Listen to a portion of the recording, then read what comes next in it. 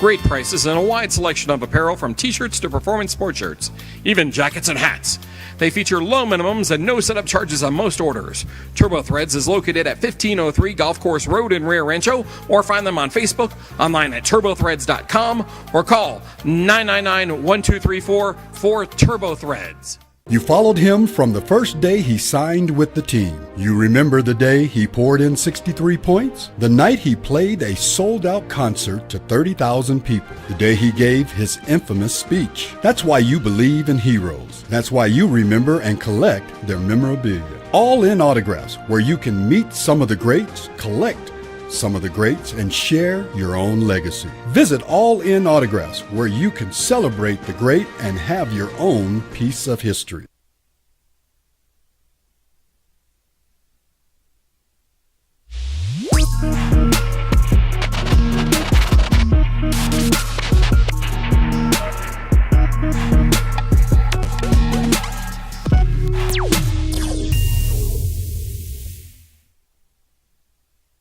We would like to thank the following sponsors for making this broadcast possible.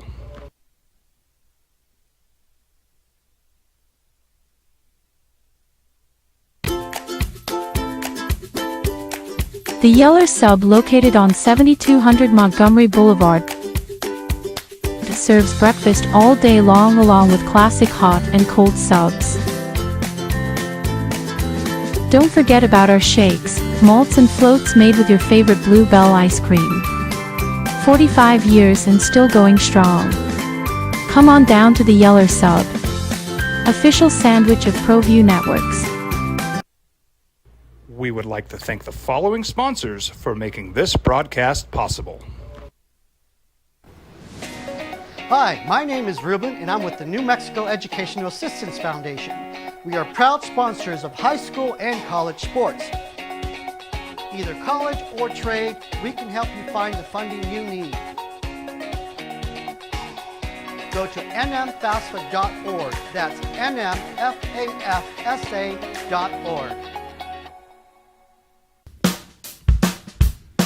Well, I'm going to the frontier, walking to the cashier. With Jeff Symbieta and JJ Buck. A little bit of a different feeling New Year's Day, wasn't it? Not as many games, but they meant more. Not as many as were scheduled, and that hurt more. You like it? You want to flip around and watch a Citrus Bowl, and then a Rose Bowl, and then another bowl, and then or did you like? What does it matter? Oh, by the way, Happy New Year. I'm the new guy, Jeff Symbieta. Welcome to the opening drive on 95.9 FM and AM 610, the Sports Animal. Hope you had a great, safe New Year.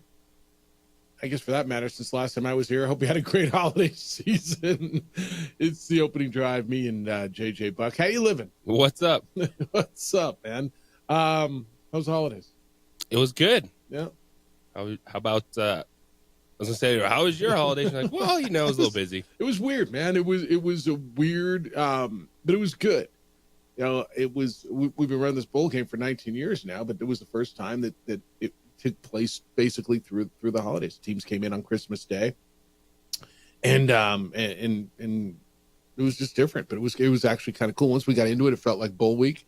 It was just a week later, and like I told people, man, I can't control the outcome of the game. I can only control the weather. Boy, was it a nice day. Don't hold me to that next year either. By the way, it was I think it was the best weather we've ever had. I can't remember a more beautiful, glamorous, perfect, gorgeous, wind-free, warm, sunny, late December day. It was a great turnout, and yeah, it was wonderful. And then here we are in 2025 with most of the college football semifinals set. And I want to talk about a lot of things as we go through this. And we'll get into Lobo basketball today with a victory over Fresno State on New Year's Eve and Noodles and Alfred coming to the pit on Friday night. But I want to get into the semifinals and where they are. Is it working? And for all of you who say it's not working and we need to blow this thing up, can we, JJ, I think first and foremost, I think we need to, and you've heard me say this before, not overreact to a sample size of one. So we haven't had a lot of great games. In fact, I will argue with you what did we have, 4 last week? And so we've had 7 playoff games so far. We've really had one really, really good game, right? That was that Arizona State-Texas game that went into double overtime yesterday. We've had one really, really good one. But I'm loath to overreact to the sample size of one, meaning we've done this one time. We got to blow it up. Will there be tweaks to the seeding? There may be. What this tells me is we don't need to add more. We don't need to add more. And let this play out I'd rather see 4 to 6, but let's just play out for a little bit and get a sample size and see if this is good. I'm right there with you. I don't think we need to see more than 12. We're going to see some adjustments with the seeding process of this, and I think it's just reality that, yeah, it's a Big Ten SEC push, but it's not all conference champions are created equally, and I think they're really going to push that down the road because of the changes in conferences, how big these conferences are, and not be worried about, well, we have to put the conference champions up there. And I think some of that is, of course, the Boise State thing. I think Boise State, man, they went from the edge of being blown out to not getting embarrassed. Boise State played fine, man. Boise State got beat by a good team, but Oregon did. No, they played better than Oregon. Yeah. And then we could see actually the best team in the college football playoffs right now was the 8th seed. But this is what you do when you have a bracket, when you have a playoff, is you put teams in and you let them play it out. Well, look, I'm not going to scream for Oregon, oh, they got a bad draw. If you were going to get to where you thought you were going to get to, it didn't matter who you played. If you played like you played yesterday, at some point, you weren't beating Ohio State. Like you just weren't. And I don't think Boise State embarrassed themselves. They lose 31-14 to Penn State. Yeah, it looked bad early for them, just like it looked bad early for Arizona State. I mean, early on, it looked like Arizona State was going to get run out of the build. And it ended up they were one play away where they blitzed 7 on a 4th down playing overtime and one play away from winning. So I don't want to blow this thing up. To your point on conference champions are not built equally, you're right. And we may see the 4 buys end up being all SEC and Big Ten. It might be that way. And if you want to argue with me that, well, those are the best teams right now, Jeff, the best teams were Oregon, Ohio State, Texas, and Penn State, you might not be wrong. Or Georgia, you might throw Georgia in there if they had a healthy quarterback. But the fact of the matter is, the 4 teams who had a bye, they're 0-3. Yep. You get the Sugar Bowl tonight, Notre Dame and Georgia. Georgia had the bye. They're playing without their quarterback. There's a real chance Notre Dame wins. So there's a real chance you hit the semifinal rounds with the top 4 seeds out. Now, again, please, I'm not going to. My sense, JJ, if I was in the room, I would leave this alone one more year. Oh, yeah. I'm not adding teams or anything along No. I would even leave the seedings alone for one more year. I need more than a sample size of 1. 1 year. And I get, okay, this year you say, all right, well, first of the Big 12 maybe was down a little bit. Now, are you going to sit here and argue with me that Arizona State was better than Boise State? They performed better. They gave you the best game. Is Penn State better than Texas? I don't know. We're going to find out. Right? I don't think Boise State embarrassed themselves. They early on, did they look like they didn't belong on the field? Yeah. Now that was absolutely the case. And then they came back and they were right in that game, and they were a few plays away from being right there at the end with a chance to win. It's just like Arizona State in the first half. Did you think? Because I did. I thought Arizona State was going to. It's like 2 plays for Texas at 14 points. Bang, bang. Right? I thought they were done. And then they came back and they've got Cam Scatterbo, who I don't know if he's the best player in college football, but Travis Hunter's really good. He's my favorite player to watch. Where are you with Cam Scatterbo? He's tremendous. That's why he's quietly the finished number 5 in the Heisman. In Heisman Trophy voting. Yeah. Now, when you have a year with Ashton Genty, he's going to overshadow the running backs. And one thing I am happy to be done with is the bleep show between CU and Boise State. Travis Hunter versus Ashton Genty. Like they can't just move on and tip your cap. It's just they just continue to just throw shots at each other. Then like the whole storyline was, oh, that's the best player in the country, Ashton Jeanty, after that performance. Stop it. Okay. Oh, how many yards did he have? I mean, He got bottled up. Penn State took him away, unlike anyone else was able to do. and he still was over 100 yards, right? He was, what did he end up with? 104, 107, whatever the number was. Yeah, season low, 104 yards on 30. Oh, a carries. season low, 104 yards. Yeah, he will. Who gets picked first? Travis Hunter does because running backs aren't getting picked in the top 5, right? Yeah, Hunter is Hunter's going early. Hunter's top 3. top 3 player. Yeah, he is. Who's more impactful in the NFL first 2 years? Ashton Jeanty or Travis Hunter? Honestly, it's who picks Jeanty. What kind of offense does he go to? Because all I know is I watched running backs make a resurgence this year in the NFL. I watched running backs all over the NFL make a big, big difference, whether it was in Green Bay or whether it was in Philadelphia or Pickett, right? But you got to be on a good team. Yeah, you do.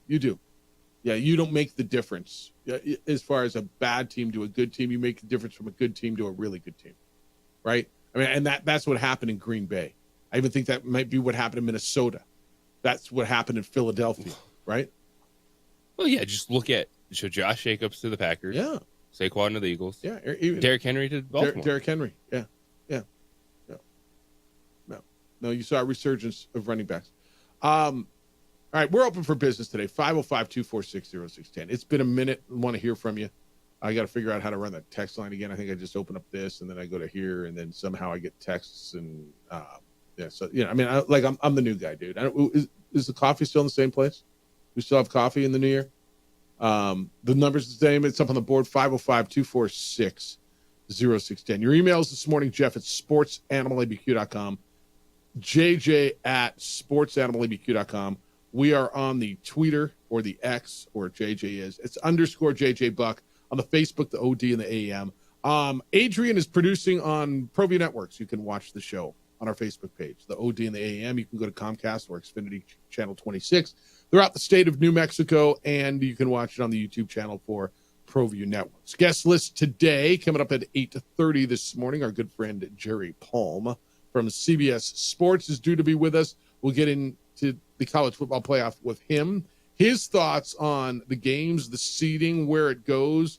Obviously going to hit on what happened in New Orleans yesterday. And you get a football game today. You get the Sugar Bowl between Notre Dame and Georgia. 505-246-0610. Want to hear from you. 505-246-0610. It's been a minute. The opening drive, Jeff Symbieta, JJ Buck. Happy New Year. And thank you for being with us on 95.9 FM and AM 610, the Sports Animal.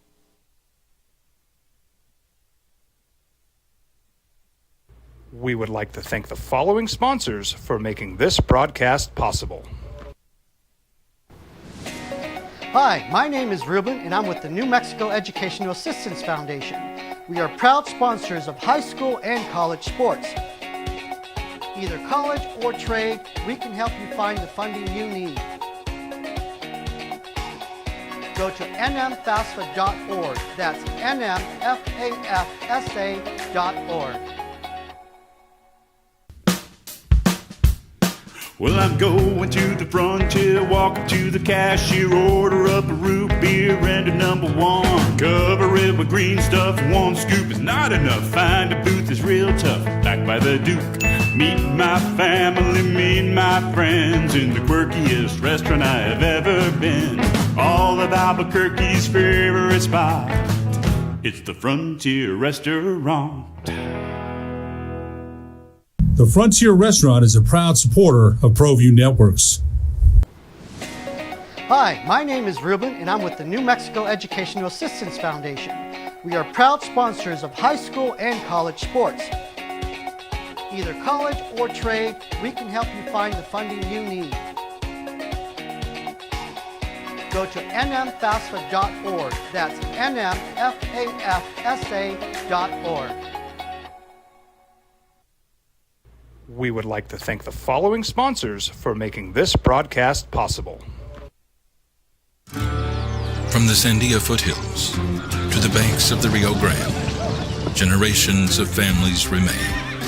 For 5 generations, Gallus Chevrolet has handed down values written in stone, leading the way under sun-filled skies, past the vintage glow of Route 66. Built by generations past, built for generations to come. This is New Mexico. This is Gallus. Don't sacrifice quality and flavor when you're in a hurry. Golden Pride offers ribs, fried chicken, red and green chili breakfast burritos, and frontier sweet rolls. 4 great locations, or visit us online at goldenprideabq.com. Golden Pride Barbecue Chicken and Ribs are proud supporters of ProView Sports. You followed him from the first day he signed with the team. You remember the day he poured in 63 points? The night he played a sold-out concert to 30,000 people. The day he gave his infamous speech. That's why you believe in heroes. That's why you remember and collect their memorabilia. All in autographs, where you can meet some of the greats, collect some of the greats, and share your own legacy. Visit All In Autographs, where you can celebrate the great and have your own piece of history. I'm David C. Chavis, personal injury attorney. For over 4 decades, our law firm has remained steadfast in our commitment to serving the remarkable people of New Mexico that have been injured through no fault of their own. I'm a New Mexican fighting for New Mexicans. I received my bachelor's degree at NMSU and earned my law degree at UNM. I can proudly say I'm both an Aggie and a Lobo.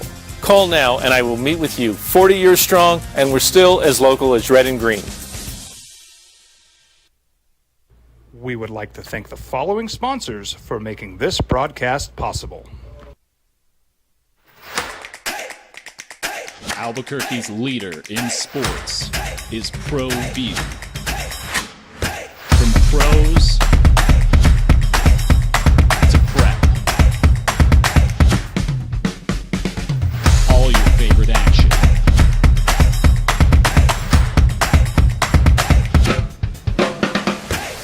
All your favorite talk shows.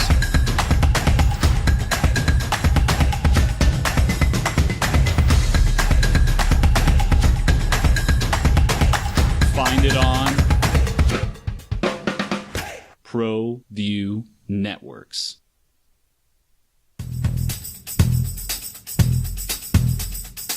International Protective Services is a proud supporter of ProView Sports and New Mexico Youth Athletics. IPS provides residential and commercial security services in the Albuquerque metro area. For more info, please call 505-897-2420 or visit internationalprotectiveservice.com.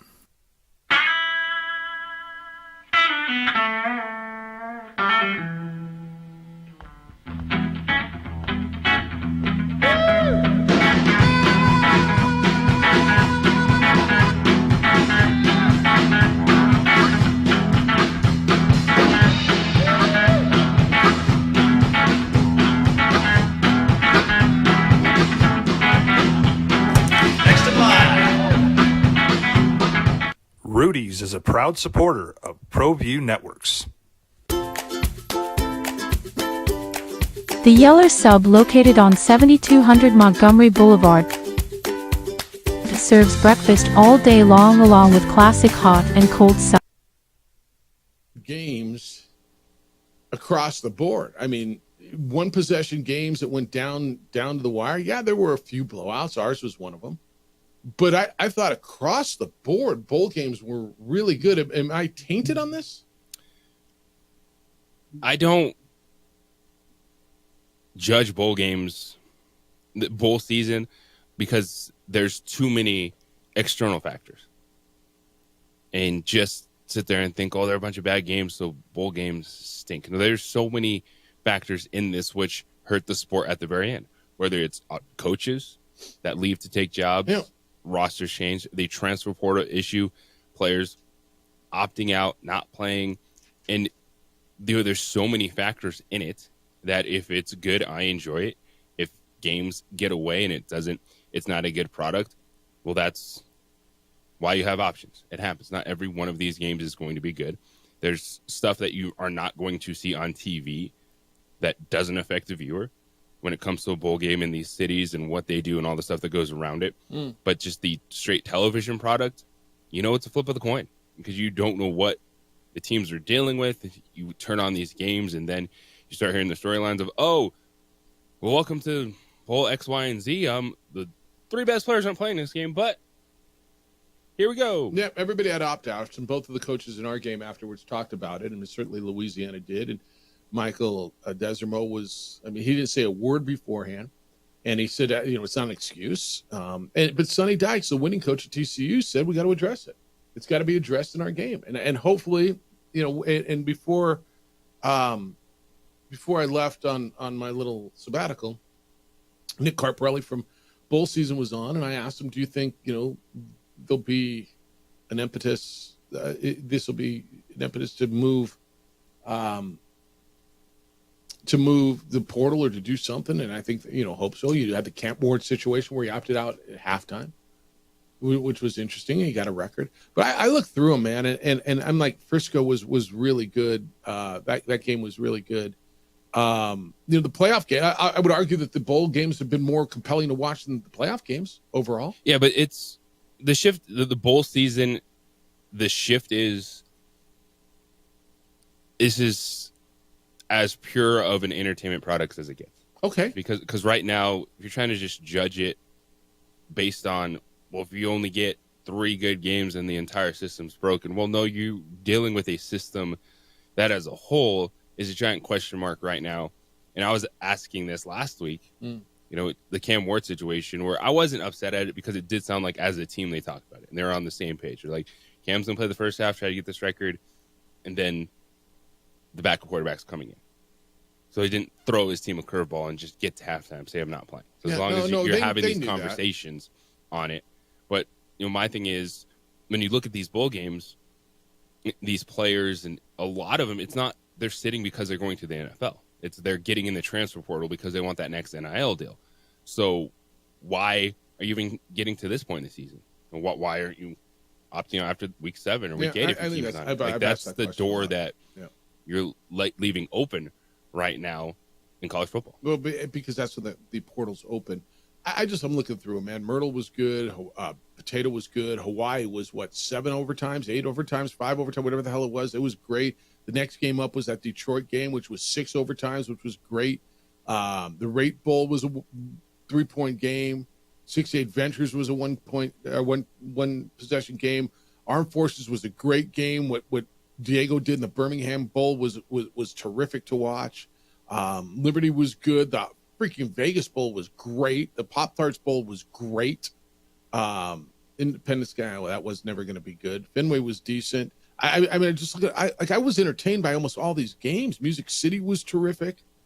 The ReliaQuest Bowl, watching Michigan beat Alabama, was fun. I asked you this because I got your typical email. Oh, your game sucked, and what are you going to do? And I'm like, anybody who was there had a great time. I promise you that, Sid.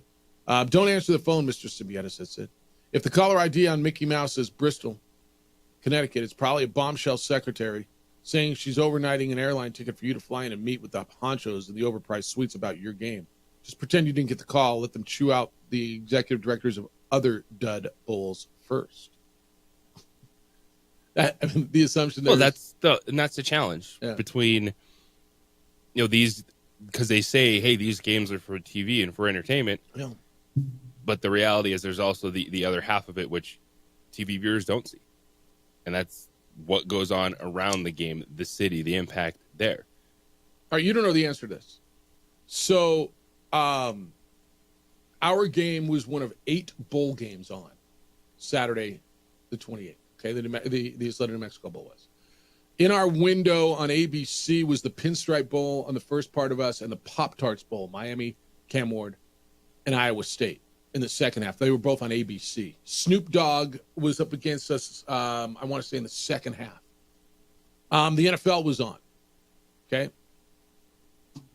How do you think our TV rating, our viewership number was? What do you think? Yeah.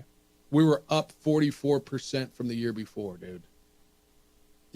TCU with was all in. Yeah, with all due respect, Sid, The other dud bowls, so silly. I guess I don't consider us a dud bowl, but I guess I'm a little close to it. I understand the game was a blowout. Yeah, it got away from us, right? It was, what was the score, 34-3 or whatever it was? Yeah, I get it. The TV rating, the viewership was up 44% from the year prior. The attendance was down from last year when we had New Mexico State, but it was beat the previous 3 years that we've had the game in Albuquerque. Again, anybody who was there, go through it, and you can poo-poo all you want. I don't even care, because I was there. Give me someone who was there and didn't have a good time. I'd like to hear from you. But I just got that email. I'm like, well, you're playing so many games. Yeah, I get it. With the external factors, with the transfer portal, with what is going on, games like that are going to happen. Teams are going to go in there overmatched. We saw a team opt out of an entire bowl game in Marshall as a part of it. So I understand where you're coming from. I do think this is more of the same. This is just banging your head against the same rock every year. Bowl season is here. It's an entertainment product. If you don't like it, don't watch it. With any product, you question, hey, how can this be better overall? The TV versus in-person aspect of it, when everything is on ratings, that's why they're putting these games on TV. It's understandable. But the product overall, I don't think it's a bowl issue. I still think it's a, where is college football going from this point with the... Because I don't even think it's just the 12-team CFP takes away from everything, because you just still have many teams that aren't even close to that. And so I'm able to wrap my head around bowl season plus a playoff. But it's just everything that you go into bowl season talking about all the negatives and all the things these teams are dealing with, as opposed to actually just wanting to win a game. You know, I think most people are able to wrap their heads around it, because I've seen the viewership numbers. And the viewership numbers across the board have been very, very, very good. That means people are watching. And so to Sid and anybody else, like, don't watch. It's like anything else. But I'm also really close to it. And you can't tell me it didn't matter to TCU. Jeff, I mean, a Big 12 team who was 9-14, who played in the national championship. Yeah, they didn't care about this. They kind of did. Did you see how their fans turned out? Did you see the crowd? They kind of turned out, didn't they? It mattered a little bit to them. Did you see when they raised that trophy, how much it mattered? Did you see Josh Hoover after the game, the quarterback who broke the single-season TCU passing mark? Again, if it doesn't matter to you, I'm cool. But I don't know. Did you watch games on New Year's Eve? Alabama, Michigan was really good.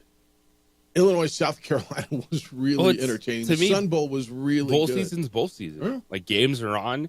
You want to watch it? Yeah. How I think for college football, they don't want to talk about it the same way. But I do think that, like, betting has to be a huge factor in this. Like, that's a huge interest in it. Of course, just like the NFL. Yeah. I know college athletics is much more reluctant to actually talk about those things, even though there's lines on the game and everything like that. But bowl season, whether it's a bowl pick'em challenge or betting on it, is definitely something that can continue to push them in that interest forward. Yeah. I mean, I look at games this weekend in the NFL. I mean, opt out. I mean, Patrick Mahomes is opting out. Saquon Barkley's opting out. But every time that those games matter, I should watch all of those games. They're really important. I mean, I know there's a difference, but there's similarity as well. Right? I'm supposed to watch all those games because they matter. Right? Yeah, there's 10,000 players who opted in too, because it mattered to them. And millions watched. And when the final numbers come out, I believe they'll be up. I've seen our numbers. I've seen the majority of the numbers before the New Year's Eve games. Pretty good story, man. Pretty good story. And I just, again, just as a fan, watching games, I watched a bunch of them. I thought they were really good. Most of them. 505-246-0610. Emails Jeff at sportsanimалabq.com. JJ at sportsanimалabq.com. So who's the best team left? Is it Texas? Is it Ohio State? Penn State? Got Notre Dame and Georgia. We'll get into that. The Sugar Bowl tonight. Hey, if you've been the victim of a home or business break-in, I know that you know way too well that it takes too long for police to respond. They just don't have enough officers to cover all the calls that they get for service. But when it's you, when it's your home, when it's your business, you need a much quicker response. How about 7 minutes or less? That's typically the response time for customers of International Protective Service. IPS has officers strategically placed around Albuquerque and in Santa Fe. They react quickly, and often they catch the criminals in the act, detain them, and the police come and pick them up. IPS also provides standing guards if you need eyes on your property around the clock. They will install alarms and camera systems. They have a state-of-the-art facility monitoring those cameras 24/7, raising the level of security around your home and your business. I've trusted them for years. They make my family feel better, my neighbors as well. So who's watching your home when you're not there? Who's watching your business? Make sure it's the good guys. Call IPS, see what they can do for you. 505-897-2420. 505-897-2420. They're online at ipsglobal.com.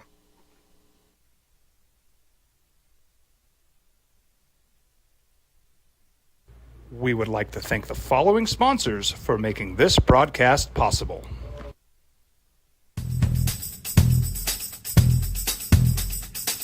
International Protective Services is a proud supporter of ProView Sports and New Mexico Youth Athletics. IPS provides residential and commercial security services in the Albuquerque metro area. For more info, please call 505-897-2420 or visit internationalprotectiveservice.com. I might not be in the cage as much anymore. Just like riding a bicycle, I can pick up the fight from where I left off. I'm not some slick-haired outsider posing with borrowed gloves. I grew up here. New Mexico is in my blood. I'm a New Mexican fighting for other New Mexicans. I'm Adam Oki. I'll be your champion in the courtroom. Hi, my name is Daniel Chavez, and this is my business partner, David Chavez. We are the owners of Indeed Safety. Indeed Safety is a local safety consulting company helping our clients with their safety needs for their projects. One of the things we pride ourselves as a construction safety company is helping our men and women in construction get home safe every day to their families. Indeed Safety is a proud supporter of ProView Network.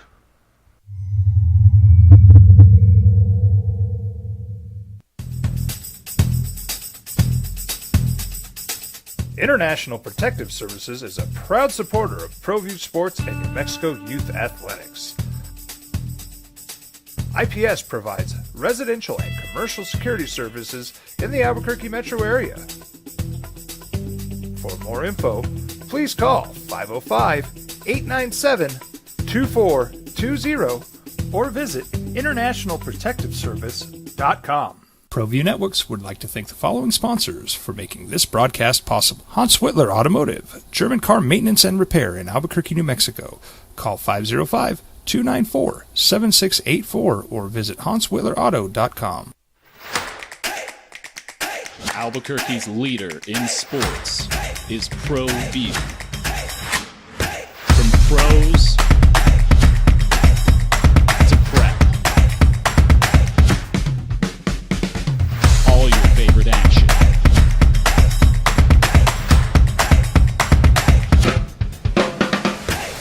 All your favorite talk shows.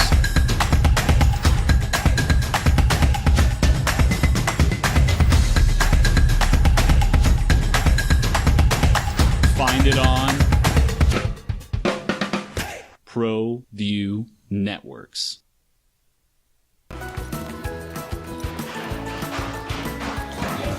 Got shots?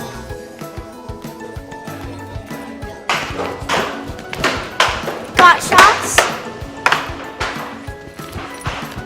Got shots?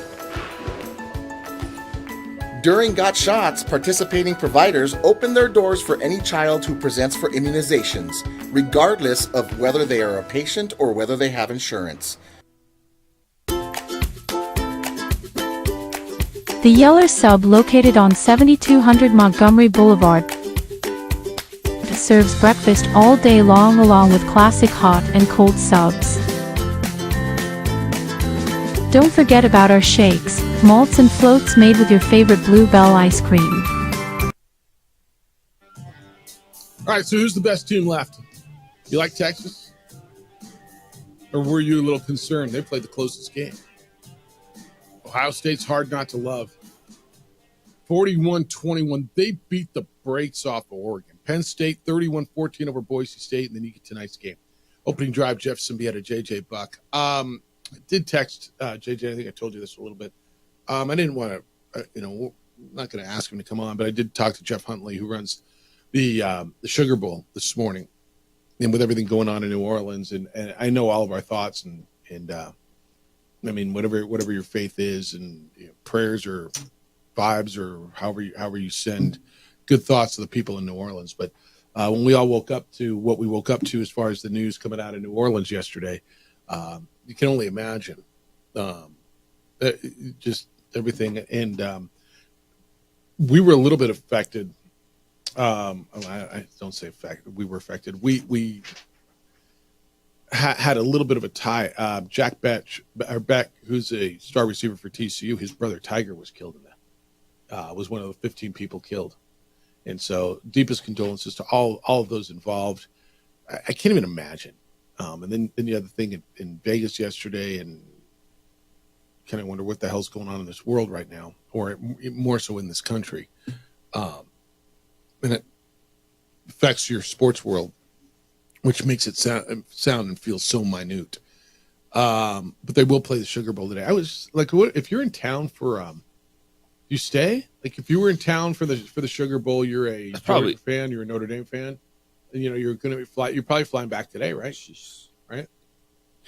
I think oh man, who knows how hotels that feels like in that moment in time, especially when they're talking about finding other devices in that situation. Yeah. You're probably on edge, but if you're there for that game, you want to go and just have some normalcy. Now you figure out a way. Scary situation. Yeah, you figure out a way to get out late night or the next day and get another hotel room or whatever it is you do. Notre Dame and Georgia today. Notre Dame is a 1-point favorite in that game, so they will play that game. It's going to be at 2:00 today on ESPN, and you can consume it at the office or however it is you do it. 505-246-0610. Who's the best team left? Who's the best player? Who do you like watching the most? Is it Jeremiah Smith of Ohio State, who is spectacular and he's a freshman? Is it Cam Scatterbo, who was like he gone? Yeah, he gone. But I mean, I just Ohio State's the best team. Georgia has an opportunity because Georgia's still ridiculously talented. It's just now they're going into it with their backup quarterback. Yeah, which matters. Yeah, which really matters. Rudy, good morning. You're on the Sports Animal. Hello, Rudy. Good morning. Hey, don't listen to that guy. He's been grousing for 100 years. Nothing's ever going to make Sid happy, okay? You could give that dude $1 million and he'd complain that it wasn't $2 million. So here's the deal on the bowl game, Jeff. I've been riding with you since day one, right? Yep. You know what's the best thing? I take my buddies this year. You know how many times they said thank you? You know what it's worth to see the smiles on people's faces? And you see all this, and I'd love to tease you because we were in the tent, and people out there were listening. I went up to Jeff and said, "See what you did?" I don't know if you remember that because he had been up for probably 3 days to make this thing work. So, Jeff, don't listen to those people. The people that go, the people that enjoyed, the 20,000 fans that were there, the audience on TV, we all enjoyed that bowl game very much. And it is what it is. You know, I wanted Louisiana to play better, too. I was there with the Raging Cajuns the night before the game, and everybody was hopeful. But TCU's just 2 years removed from the national championship game, right? You can't have 9 opt-outs, be a Sun Belt team, be on your second second string guys and play against and this is a really good Big 12 team. So yeah, and I think my point in this is it's not your fault. Opt-outs have to end. If these NIL contracts need to change and say if you're not on the roster, you don't get your NIL money. This is ridiculous. We wanted to give players some say and some authority, and they've taken that and they've turned it into something that it isn't. If you're a competitor, compete. If you're a football player, play football. What's this opt-out? I don't understand opting out. You're opting out on your team. You're opting out on your school. You're opting out on your future. And There are no opt-outs in the NFL as far as I can see. Are there? Yeah. You opt out like that 49er did, and you're done. Well, I know Patrick Mahomes and Saquon Barkley opt out this week, right? There's no opt-outs of work. Do you get to opt out? You call Jeff Berry and go, hey, I'm not coming to work today. Pay me. For the last 2 weeks. No, that's all worked out. I'm sure there are concessions on both sides, Jeff. You don't get to do that. So, but just my message to you is never listen to those people, because we've created something really special. I appreciate and the that. people that go to the game love it. Everybody, I love that bowl game. Everybody's got a drink in their hand, a smile on their face. I mean, JJ, you've been there a bunch of times. I know you were traveling on this one, but in this one, and Rudy, I appreciate it in the tent. I didn't do this. I got a staff that's beyond insanely good. That they're the ones who do it, but everybody was smiling. The day was glamorous. It's just a celebration. It's to me, and again, biased. It's the best party of the year. Everybody's smiling. So I'm glad you had a good time. That's not biased, Jeff. That you do a great job, and your staff does a great job, and you deserve all the accolades, and so does the staff. And it's something that's made New Mexico special, and it's a 3-hour commercial for our state and our city. Yep. All right, man. Appreciate you. Take care. Somebody hit me yesterday from Santa Fe. Said, how much, what's the state sponsorship number? And they came in, like, is it, 2 million, 3 million? I'm like, no, easy, and we talked about what the numbers are. I hope everybody gets their dollars worth out of it. And yeah, it is good for the town. It is good for the state. It is good for the city. The game. How about all the great games we've had in the past? This one, right? It's like anything else, man. You run a cycle. Some games are good. Some games are not as good. That's what it is. But the day was great. And you know what it showed me, JJ? You don't have to have a really great game to have a really great day. Absolutely. That's the stuff you don't see on television. Yeah. All right, 505-246-0610, 888-922-0610. When we get back, you want to talk a little Lobo basketball? 103-89, Lobos beat Fresno State on New Year's Eve. Next up, you get Noodles and Alford and a Nevada team coming in. How are they doing? Well, it's the opening drive on 95.9 FM and AM 610, the Sports Animal. This report is sponsored by Think It Up.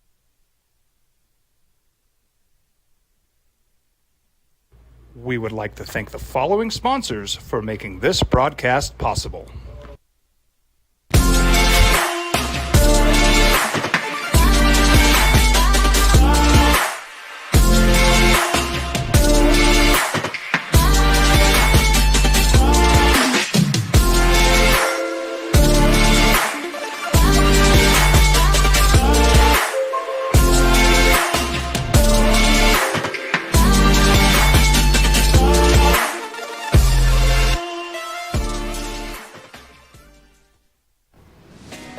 Hi, my name is Ruben, and I'm with the New Mexico Educational Assistance Foundation. We are proud sponsors of high school and college sports. Either college or trade, we can help you find the funding you need. Go to nmfafsa.org. That's nmfafsa.org.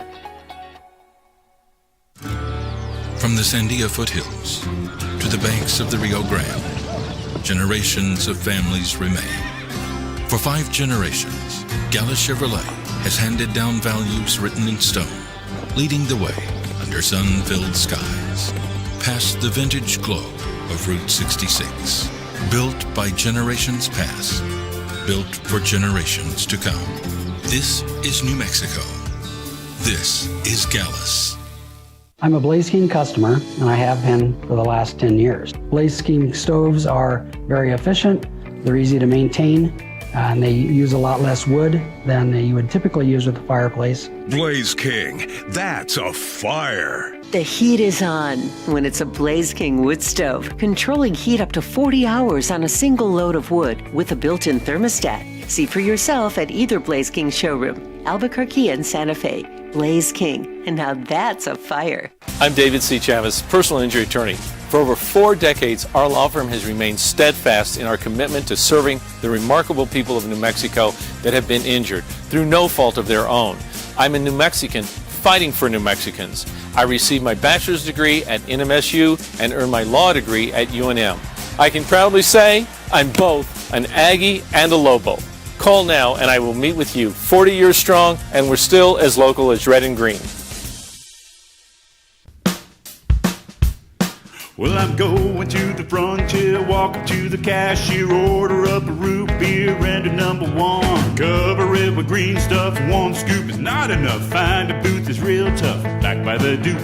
Meet my family, meet my friends in the quirkiest restaurant I have ever been. All of Albuquerque's favorite spot, it's the Frontier Restaurant. The Frontier Restaurant is a proud supporter of ProView Networks. I'm David C. Chavez, personal injury attorney. Our law firm was founded by my father, Thibaut J. Chavez, with one goal, to get New Mexicans the help they need. That's why we built a different kind of law firm. We focus on family values, dedicated service, and we make a real contribution by giving back to our communities. We can't change what happened to you or your loved ones, but we can help you get back on the road to recovery. We're by your side, and we're still as local as red and green. You followed him from the first day he signed with the team. You remember the day he poured in 63 points? The night he played a sold-out concert to 30,000 people. The day he gave his infamous speech. That's why you believe in heroes. That's why you remember and collect their memorabilia. All in Autographs, where you can meet some of the greats, collect some of the greats, and share your own legacy. Visit All In Autographs, where you can celebrate the great and have your own piece of history. TurboThreads is a proud sponsor of ProView Networks. Almost 30 years of experience means fast service, great prices, and a wide selection of apparel from t-shirts to performance sports shirts, even jackets and hats.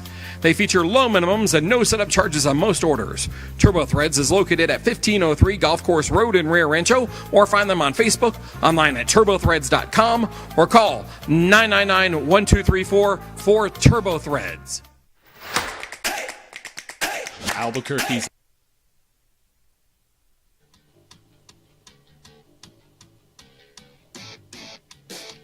Sugar Bowl today. You get Notre Dame and Georgia. Lobos were winners 103-89 on New Year's Eve on the road in Fresno. Lobos are 3-0, JJ. And here comes Alfred and Noodles. Friday night, late night, 1,000th game. Is it the 1,000th game of the pit or the 1,000th Lobo game in the pit? I've been asked this a bunch of times, and I'm not sure I know the answer. Ooh. Because obviously there have been a lot of games in the pit. I think it's 1,000th Lobo game. I think that's right. Right after all these years, I mean, I think it's 1,000th. I think that's Lobo what would game. make it more special, Right. as opposed to just putting them all together. And it just so happens that those guys are on the other side. I mean, really, it just so happens. Oh, and those guys are going to be desperate. And they're 0-3 after dropping 3 close losses. They lost on Tuesday night at home to Utah State. Utah State's won at Nevada and at San Diego State already, 69-64.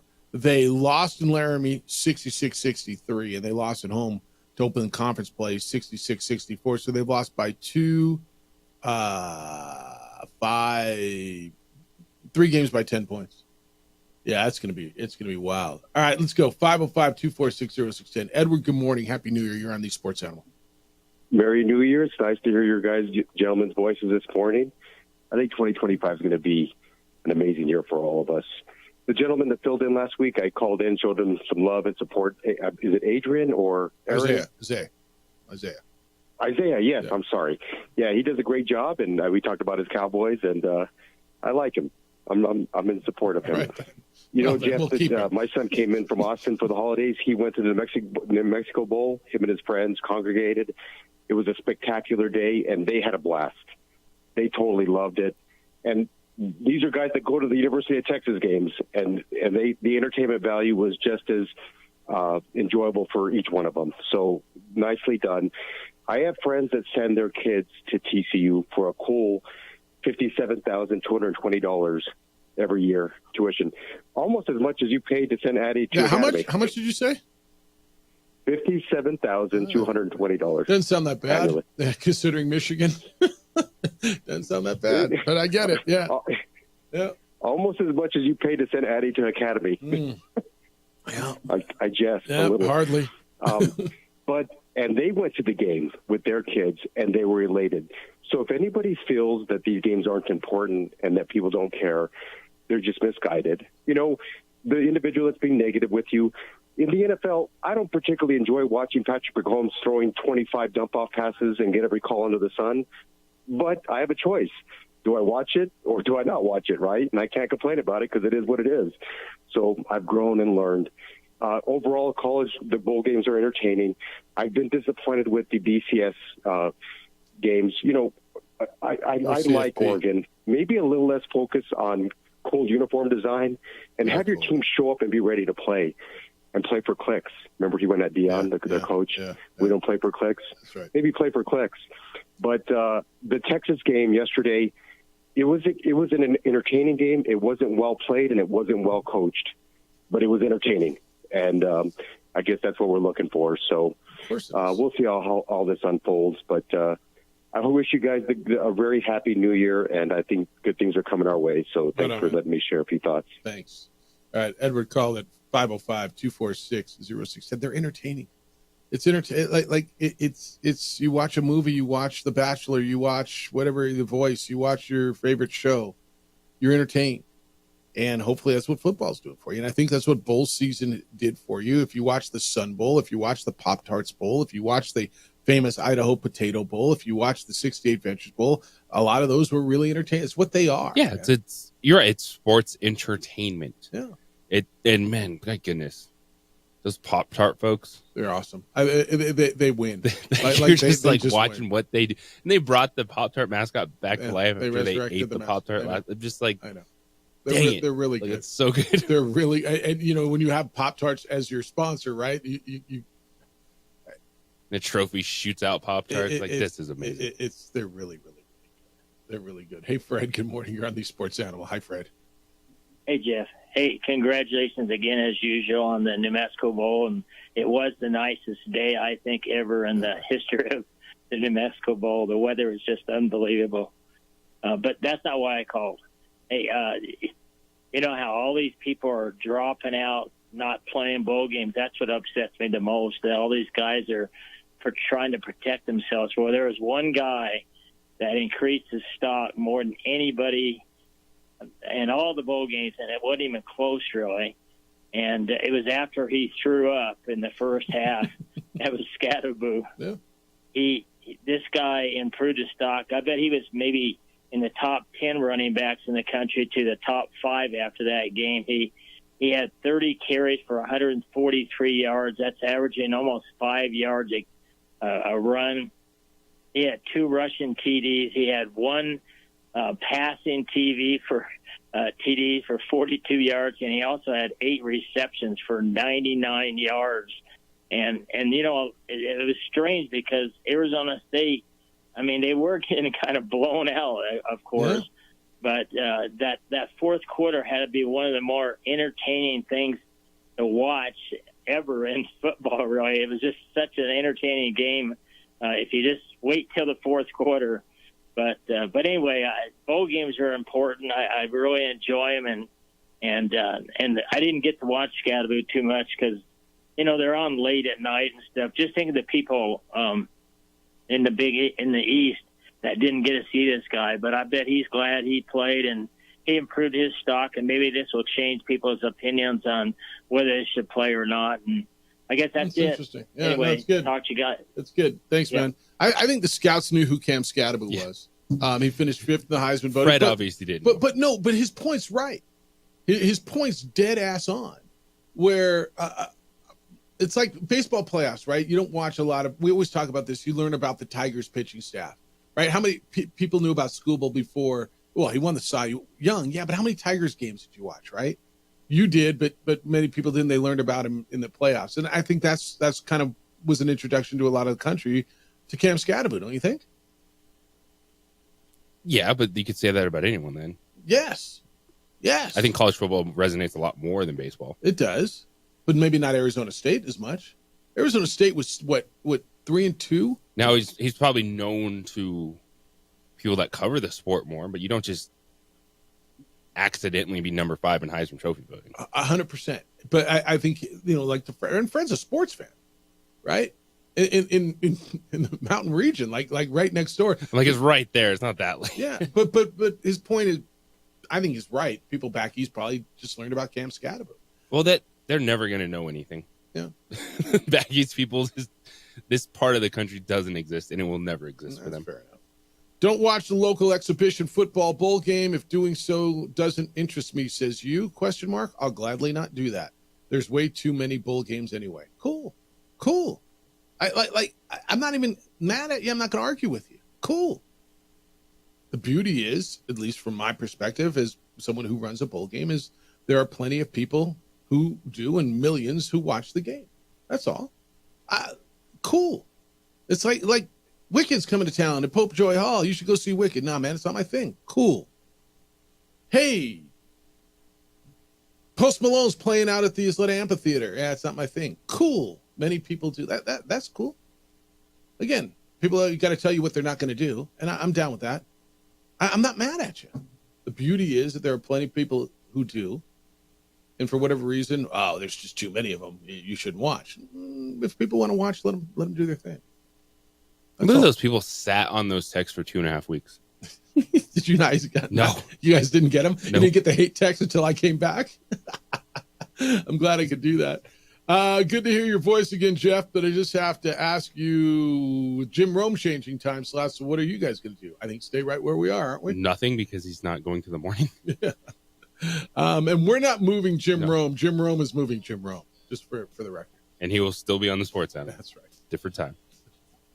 What are you guys going to do? I'd be right here. What are you not going to do? You woke up the people in the new year, Jeff. Finally turning back on the radio. Shoot. Or as Colin Jost says, sheesh. Did you see the Colin Jost, Michael Shea? You ever watch their end of the year? I always look forward to those, the weekend update. Where they write jokes that the other one hasn't read. Have you not seen those that? Those are so good. I haven't seen those. Find that, dude. Ones. I laughed so stinking hard. It was great. I was watching my 87-year-old mom watch that and laughed so hard. It was awesome. All right. Want to hit some Lobo hoops? We can. If not, we can stay on the footy. I mean, look, man. We're here for you. It's a new year. Same kind of grumpy tone from some of y'all, but that's cool. Let's go. It's the opening drive on 95.9 FM and AM 610, the Sports Animal.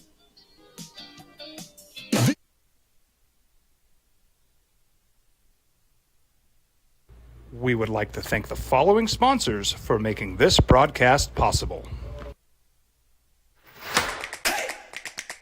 Albuquerque's leader in sports is ProView. From pros to prep, all your favorite action.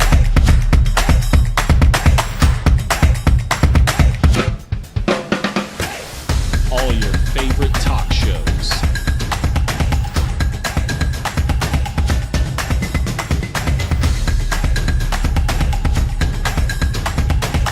Find it on ProView Networks. The Yeller Sub, located on 7200 Montgomery Boulevard, serves breakfast all day long along with classic hot and cold subs.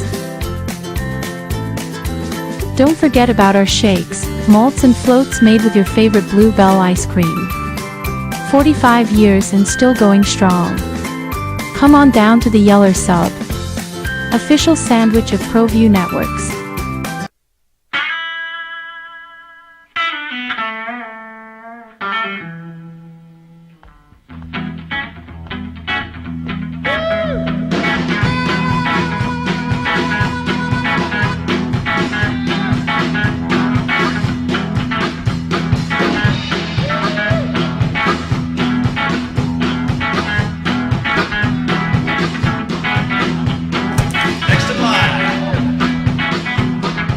Rudy's is a proud supporter of ProView Networks.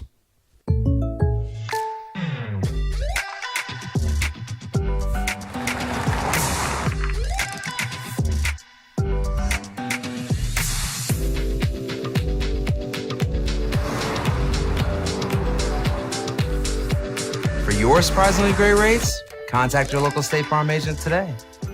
If you want the real deal, call State Farm agent Marty Size in Albuquerque today. Like a good neighbor, State Farm is there. We would like to thank the following sponsors for making this broadcast possible.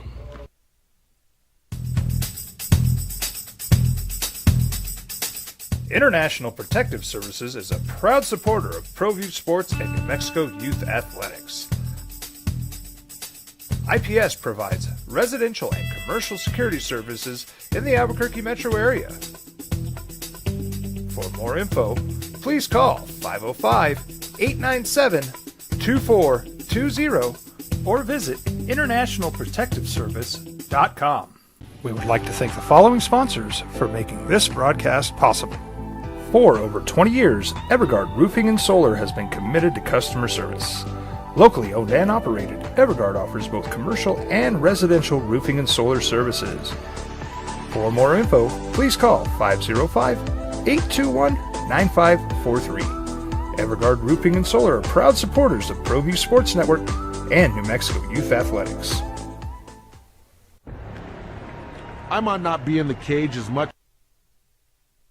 Time New Mexico Sportscaster of the Year, Jeff Symbieta and JJ Bach.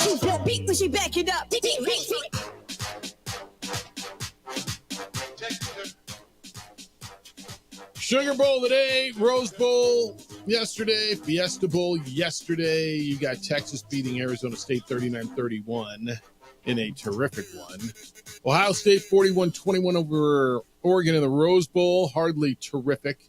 And then Penn State over Boise State on on New Year's Eve night, 31-14. And so 3 of your 4 are set for the Final Four. And so far, all 3 of the teams who had a bye, the top 4 seeds got a bye in the first round. 3 of those 4, all 3 who've played have gotten beat. I don't know what that tells you. Rust versus rest, I don't know. Maybe just the better teams won, JJ. There were most of the teams that had buys were underdogs anyway, right? Yeah. We're talking 2 of the teams with buys were double-digit dogs in Boise State and Arizona State. That's something. And the other one ended up being an underdog because Ohio State was a slight favorite in that game. Yeah. All right, 505-246-0610. Jeff Symbieta and JJ Buck. I got a lot of emails and texts already from you this morning. Good to be back. Louisville football is looking for a defensive coordinator. Dan Jackson, who was the defensive coordinator, is now the head coach at South Dakota State. And it comes like the day after Zach Arnett, who would have been great for this position, huh? The former Lobo, the former La Cueva Star, the former defensive coordinator at San Diego State and Mississippi State, and he was the head coach of Mississippi State, went to UNLV with Dan Mullen. The position's open. Dan Jackson is now the head football coach at South Dakota State. So that all went down, within the last few days.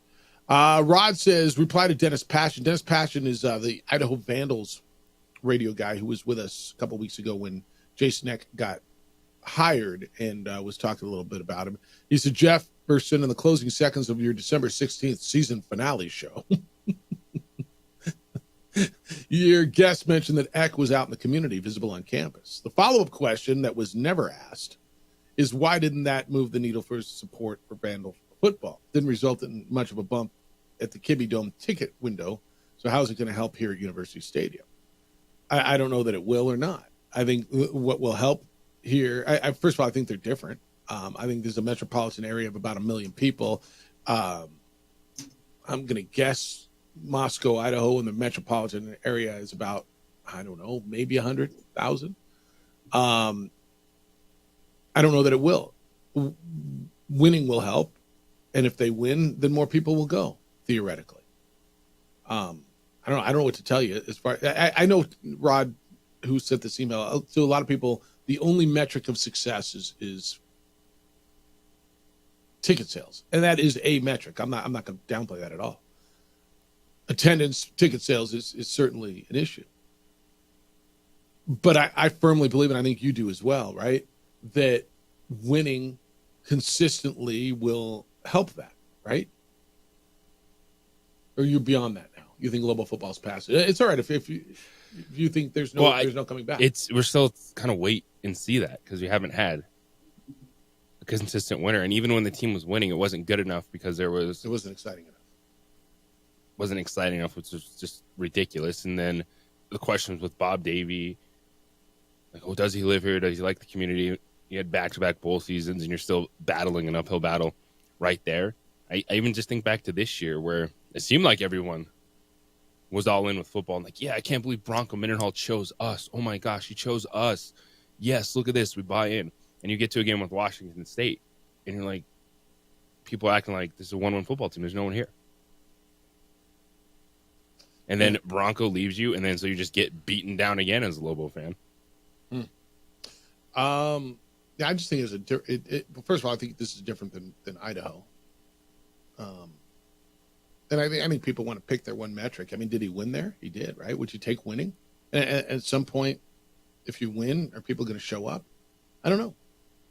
They do for basketball. Well, it's a basketball town, Jeff. Okay. They did back in the day, right? When Rocky was here, there were 30 plus thousand on a regular basis in that stadium. Can it happen again? I don't know. Mike says, how long have you been gone, Jeff Lou? In your time away, Lobo football hired and lost the same coordinator. Yep, that was Dan Jackson, the defensive coordinator. And he is gone.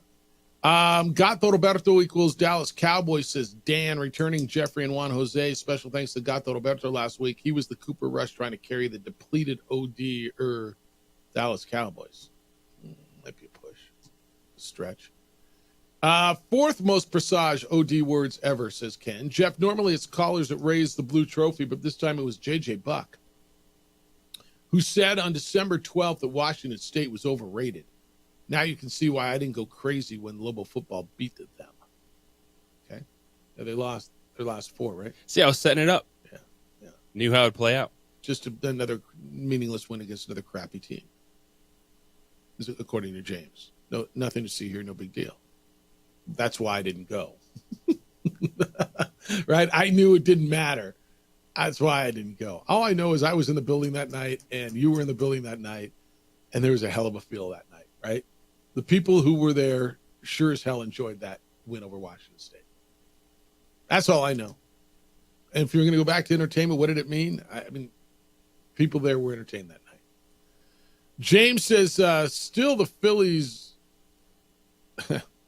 Jeff, the most impactful sports event in your absence, in my opinion, was Air Force fans thinking that the Fly Girls would finally stand up against the Lady Lobos. But in the end, they just continued to be the Lady Lobos.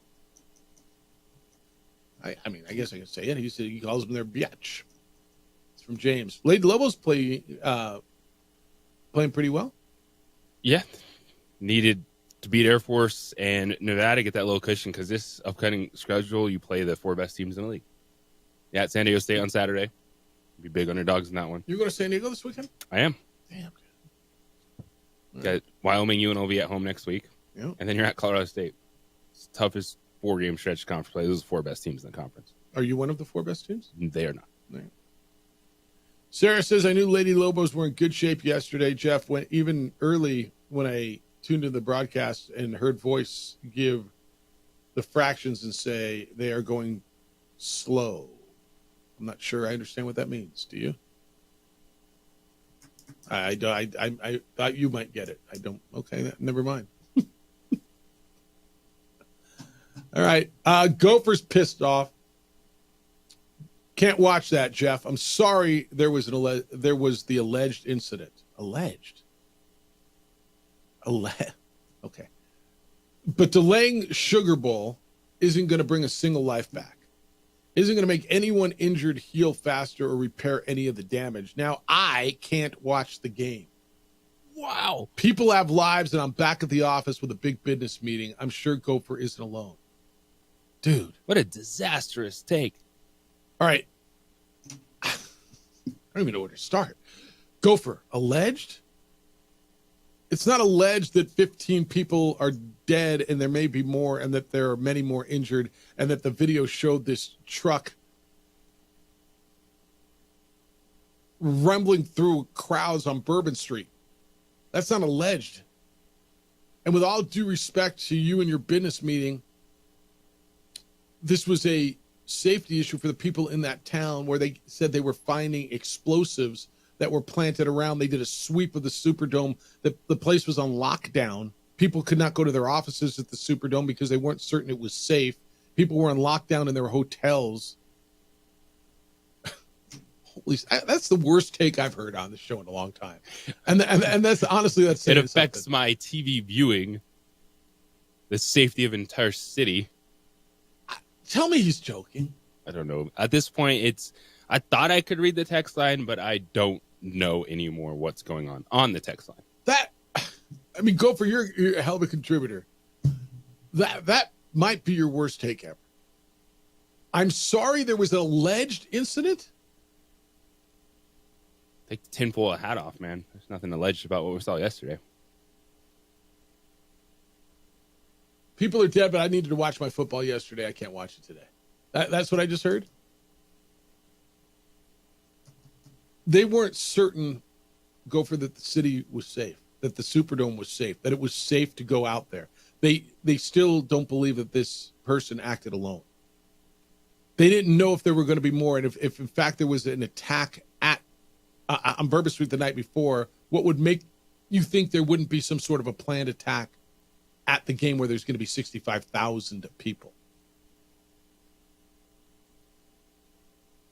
Why don't you cancel your business meeting? Postpone that. Or turn off your phone, DVR the game, head back and watch it. I get it, man. Your entertainment was interrupted. That's tell me give me a worse take. You got one? That's the leader of the pack on the first day of the new year. Yeah.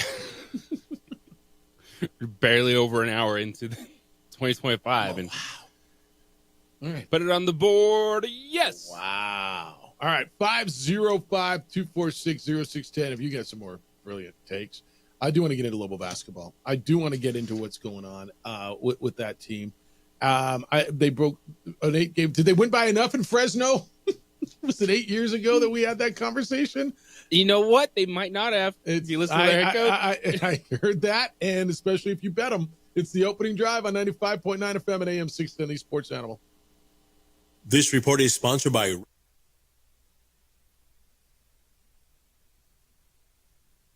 We would like to thank the following sponsors for making this broadcast possible.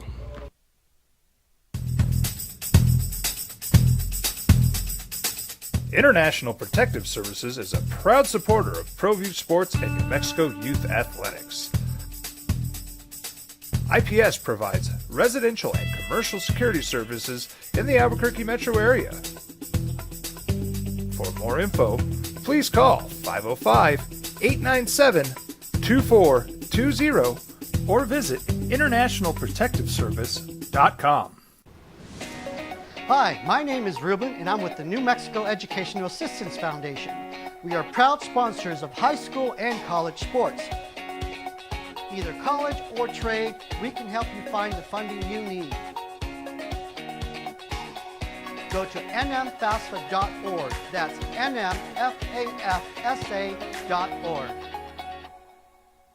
You followed him from the first day he signed with the team. You remember the day he poured in 63 points? The night he played a sold-out concert to 30,000 people. The day he gave his infamous speech. That's why you believe in heroes. That's why you remember and collect their memorabilia. All in autographs, where you can meet some of the greats, collect some of the greats, and share your own legacy. Visit All In Autographs, where you can celebrate the great and have your own piece of history. From the Sandia foothills to the banks of the Rio Grande, generations of families remain. For 5 generations, Gala Chevrolet has handed down values written in stone, leading the way under sun-filled skies, past the vintage glow of Route 66. Built by generations past, built for generations to come. This is New Mexico. This is Gallus. We would like to thank the following sponsors for making this broadcast possible.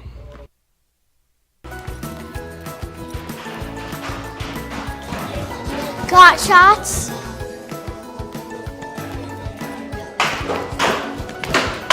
Got shots? Got shots? During Got Shots, participating providers open their doors for any child who presents for immunizations, regardless of whether they are a patient or whether they have insurance. TurboThreads is a proud sponsor of ProView Networks. Almost 30 years of experience means fast service, great prices, and a wide selection of apparel from t-shirts to performance sport shirts, even jackets and hats. They feature low minimums and no setup charges on most orders. TurboThreads is located at 1503 Golf Course Road in Rio Rancho, or find them on Facebook, online at turbothreads.com, or call 999-1234 for TurboThreads.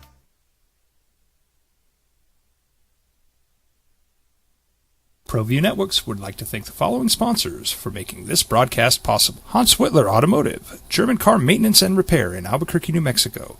Call 505-294-7684 or visit hanswhitlerauto.com. Albuquerque's leader in sports is ProView. From pros to prep. All your favorite action.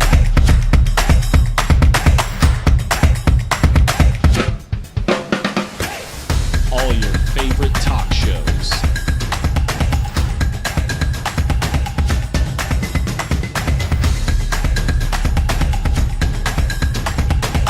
Find it on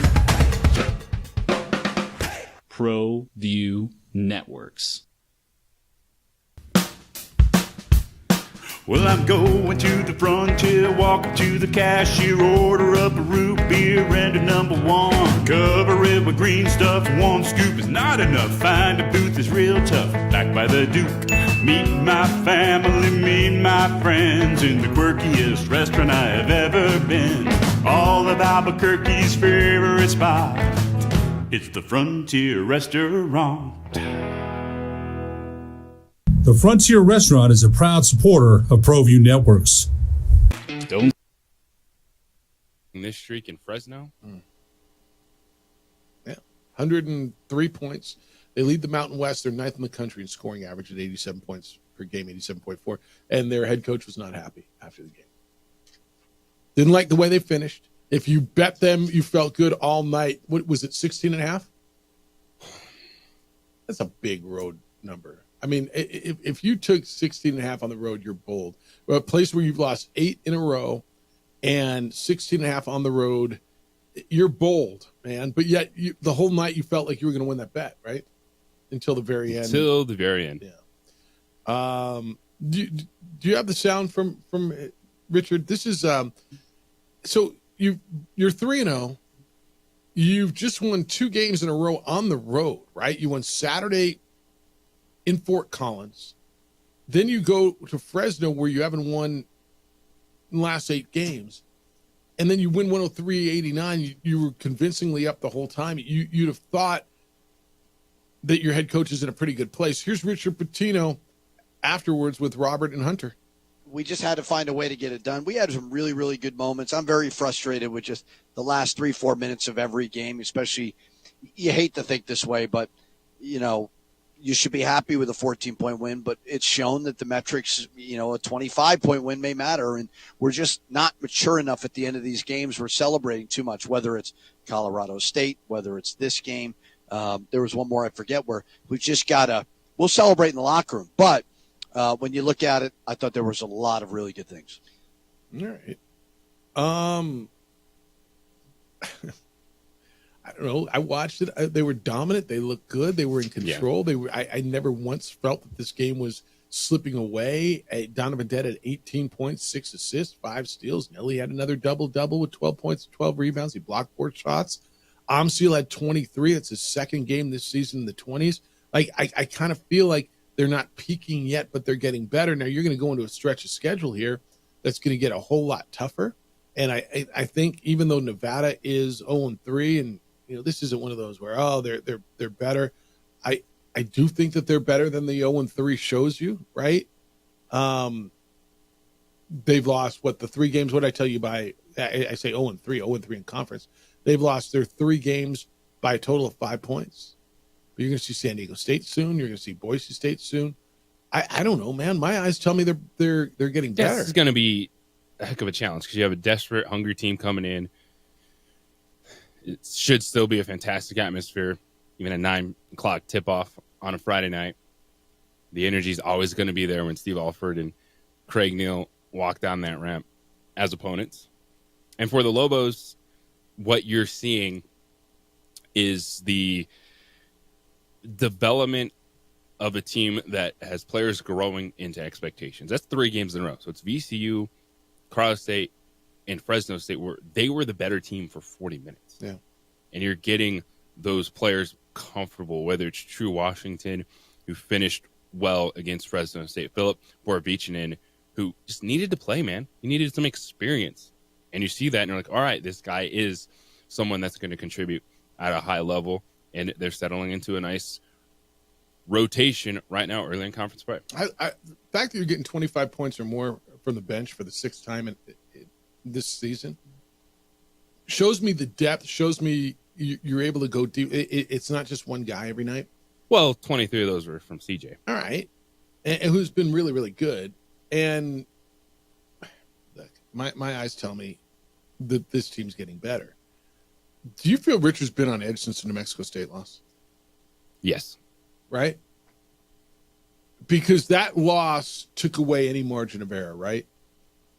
And he's hyper concerned about the metrics, which I understand. I'm not mad at him for it. I totally understand it. Because you can't erase that loss. And in the interim, New Mexico State's done you no favors. Well, because you saw last year. Yes. The conference was better. The numbers were really good for the Lobos. And yet they told you on that last day, man, you were a bid stealer. What? New Mexico State's going to open up conference play tonight. They play Sam Houston down at the Pan Am Center. New Mexico State's won 4 of their last 5 with the only loss to Texas. But, I mean, they beat Southern Utah, Northern New Mexico, and the University of Southwest. Like, they better win those games, right? And they only beat Southern Utah by 3. But they won those other games. That's just going to be that game unless New Mexico State, and let's see what happens in Conference USA. I don't know how much potential they have.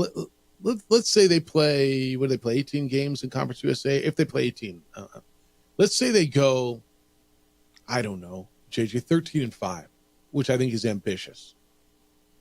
How high can they climb? Where ultimately by the end, what, 170s? No, it's not changing. That's going to be bad loss. The first one that's up there on the Lobos resume. Right. Happened. Now, the UCLA win is looking better, though, isn't it? Absolutely. All right. So do they offset? Like, what's more important when it comes down to your NCAA resume, a good win or a bad loss? And we can talk to Jerry about that, too. Jerry Palm's going to be with us coming up here in 8 minutes. I'm thinking good win because I don't anticipate this Lobo team having 3 to 4 of those on the resume. I would think not. Now, they may lose one somewhere along the line, right? But UCLA is ranked 15th in the country. They're 11-2. Their 2 losses were to New Mexico and a 2-point loss to North Carolina.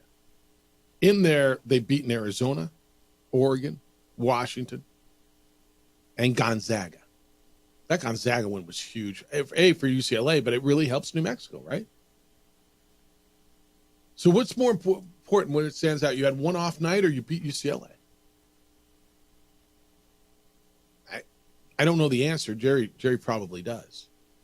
But there's no getting away from the stink of that, and I understand it. And I understand why he's been cranky. And I understand why he's concerned. Again, because there's no running away from it. SC isn't a bad win. They're 9-4. Like that was a good win too, wasn't it? They had that run where they lost 3 in a row to St. Mary's, New Mexico, and Oregon. Those are 3 pretty good teams. Now, have they beaten anybody? No. Gosh, in fact, no. That Chattanooga, Idaho State, Arlington, San Jose State, Grambling, they beat Washington. Montana State and Cal State, Northridge, and Southern. Damn. Do you like watching these games? I got Michigan USC coming up in a conference basketball game. Still have to remind myself that some of these are conference games. Right? I mean, it actually it's kind of cool, but it's kind of crazy cool, if that makes any sense at all. I look at him like, wait, what? What? Those are league games? Yeah, those are all league games. Illinois plays Oregon. That's a league game. All right.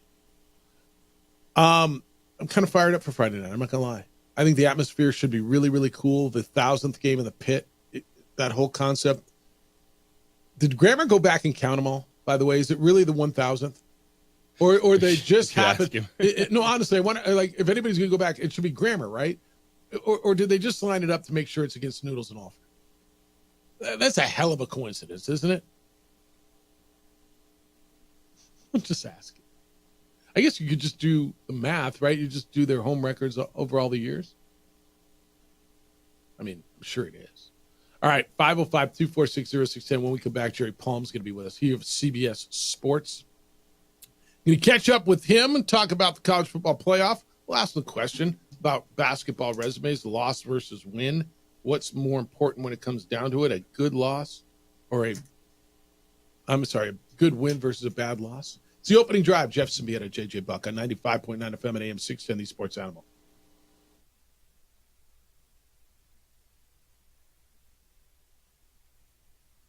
We would like to thank the following sponsors for making this broadcast possible. I'm David C. Chavez, personal injury attorney. For over 4 decades, our law firm has remained steadfast in our commitment to serving the remarkable people of New Mexico that have been injured through no fault of their own. I'm a New Mexican fighting for New Mexicans. I received my bachelor's degree at NMSU and earned my law degree at UNM. I can proudly say I'm both an Aggie and a Lobo. Call now and I will meet with you. 40 years strong, and we're still as local as red and green.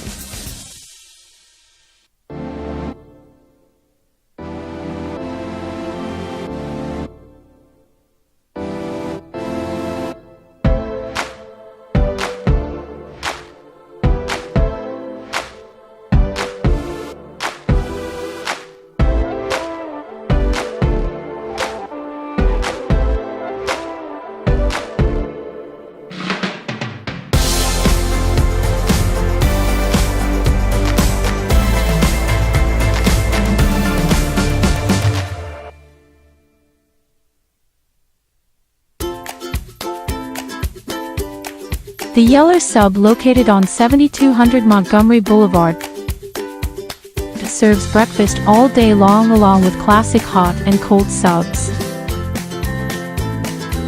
Don't forget about our shakes, malts and floats made with your favorite Blue Bell ice cream.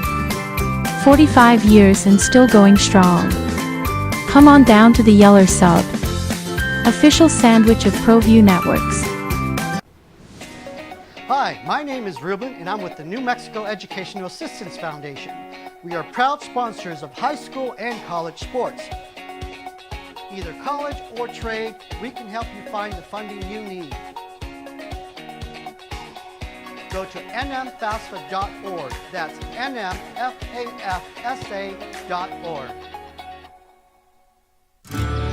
From the Sandia foothills to the banks of the Rio Grande, generations of families remain.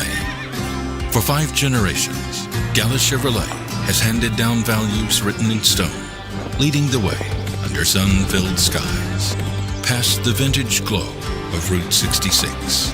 Built by generations past, built for generations to come. This is New Mexico. This is Gallus.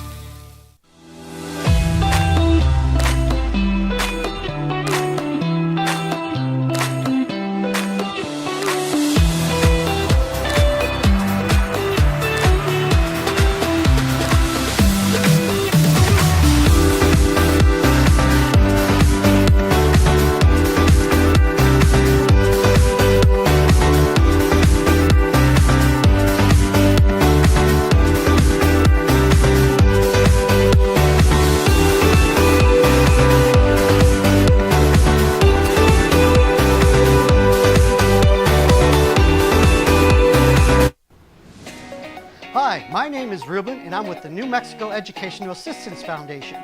We are proud sponsors of high school and college sports. Either college or trade, we can help you find the funding you need. Go to nmfafsa.org. That's nmfafsa.org. I'm a Blaze King customer, and I have been for the last 10 years. Blaze King stoves are very efficient, they're easy to maintain, and they use a lot less wood than you would typically use with a fireplace. Blaze King, that's a fire. The heat is on when it's a Blaze King wood stove, controlling heat up to 40 hours on a single load of wood with a built-in thermostat. See for yourself at either Blaze King showroom, Albuquerque and Santa Fe. Blaze King, and now that's a fire. Penn State beat Boise State on New Year's Eve, 31-14. Ohio State big over Oregon in the Rose Bowl yesterday, 41-21. And Texas, 39-31 in overtime over Arizona State in the Fiesta Bowl. 3 of your 4 are set. 3 of the 4 bye teams who received byes, all 3 who have played, have lost in the college football playoff in their first game. It's the opening drive. Jeff Symbieta and JJ Buck. Time to check in with our good friend from CBS Sports. You read him every day over on CBSSports.com. Jerry Palm joins us this morning on the Sports Animal. Happy New Year. Jerry, how you living? I'm all right. Happy New Year. Everything good? Holiday season was good for you? Yeah. Not even over yet because I'm having Christmas with my kids this weekend. So boy. Nice. It's a prolonged holiday. Okay, I took down all the decorations yesterday during football because some of it was out of control. You know, that Rose Bowl just didn't keep me riveted. Oh, my gosh. Hey, so we're going to hear calls for, we got to change it. We got to do this. We got to do this. I'm going to tell you something, and I really want your thoughts. We got a sample size of 1, and we don't even have a full sample size yet. And everybody's yelling. The last thing I want to do is add teams to the playoff. I think 12 is the right number. And if I'm sitting in that room, I need more than a sample size of 1 to make drastic changes. Yeah, I mean, I think the only thing that really makes sense is to just seed them straight 1 to 12. Okay. You have this artificial construct, really, otherwise, that kind of throws things off a little bit. But that's what they wanted to do. It's not really the end of the world. The bye has really been a great help for those teams. Yeah, hardly. Yeah. Yeah, you know what, though? I mean, Oregon ran into a train yesterday. I mean, Ohio State is just, they lit up Tennessee. They lit up Oregon. Destroyed those teams. There aren't 2 better wins, more impressive wins, maybe this entire season than those 2 games. That's how good they were. So, they've got to be the favorite now going forward. I don't know. Nobody's going to beat Ohio State playing the way they are. Yeah. So somebody's going to have to figure out a way to slow that down. But boy, they are on a 2-game roll.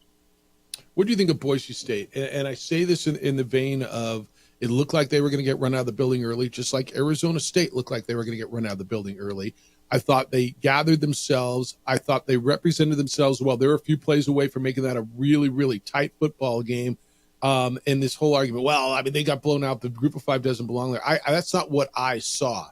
Maybe a little biased opinion, but I'm really kind of curious because they sure as hell represent themselves better than Oregon did. That they did. I thought Boise did fine. They were the less talented team, and there were certainly times that showed. Penn State's defensive line really gave them problems. Once Ashton Jeanty, though, had his moments. I mean, when you rely on the run like they do, other teams that rely on the run, you have to be patient because you have to kind of wear the other team down to get some of those bigger gains. I mean, sometimes, if you just overmatch them, you can get them right away. But, running games are more like a war of attrition where you're just pounding them, and then you get your breakthrough. And I thought, Jeanty did pretty well against a defense that's really good. I thought Boise State, didn't embarrass themselves in any way. The score, is reflective of the comfortable win that it was. But, there were some plays that they maybe could have made that would have made it a little more interesting.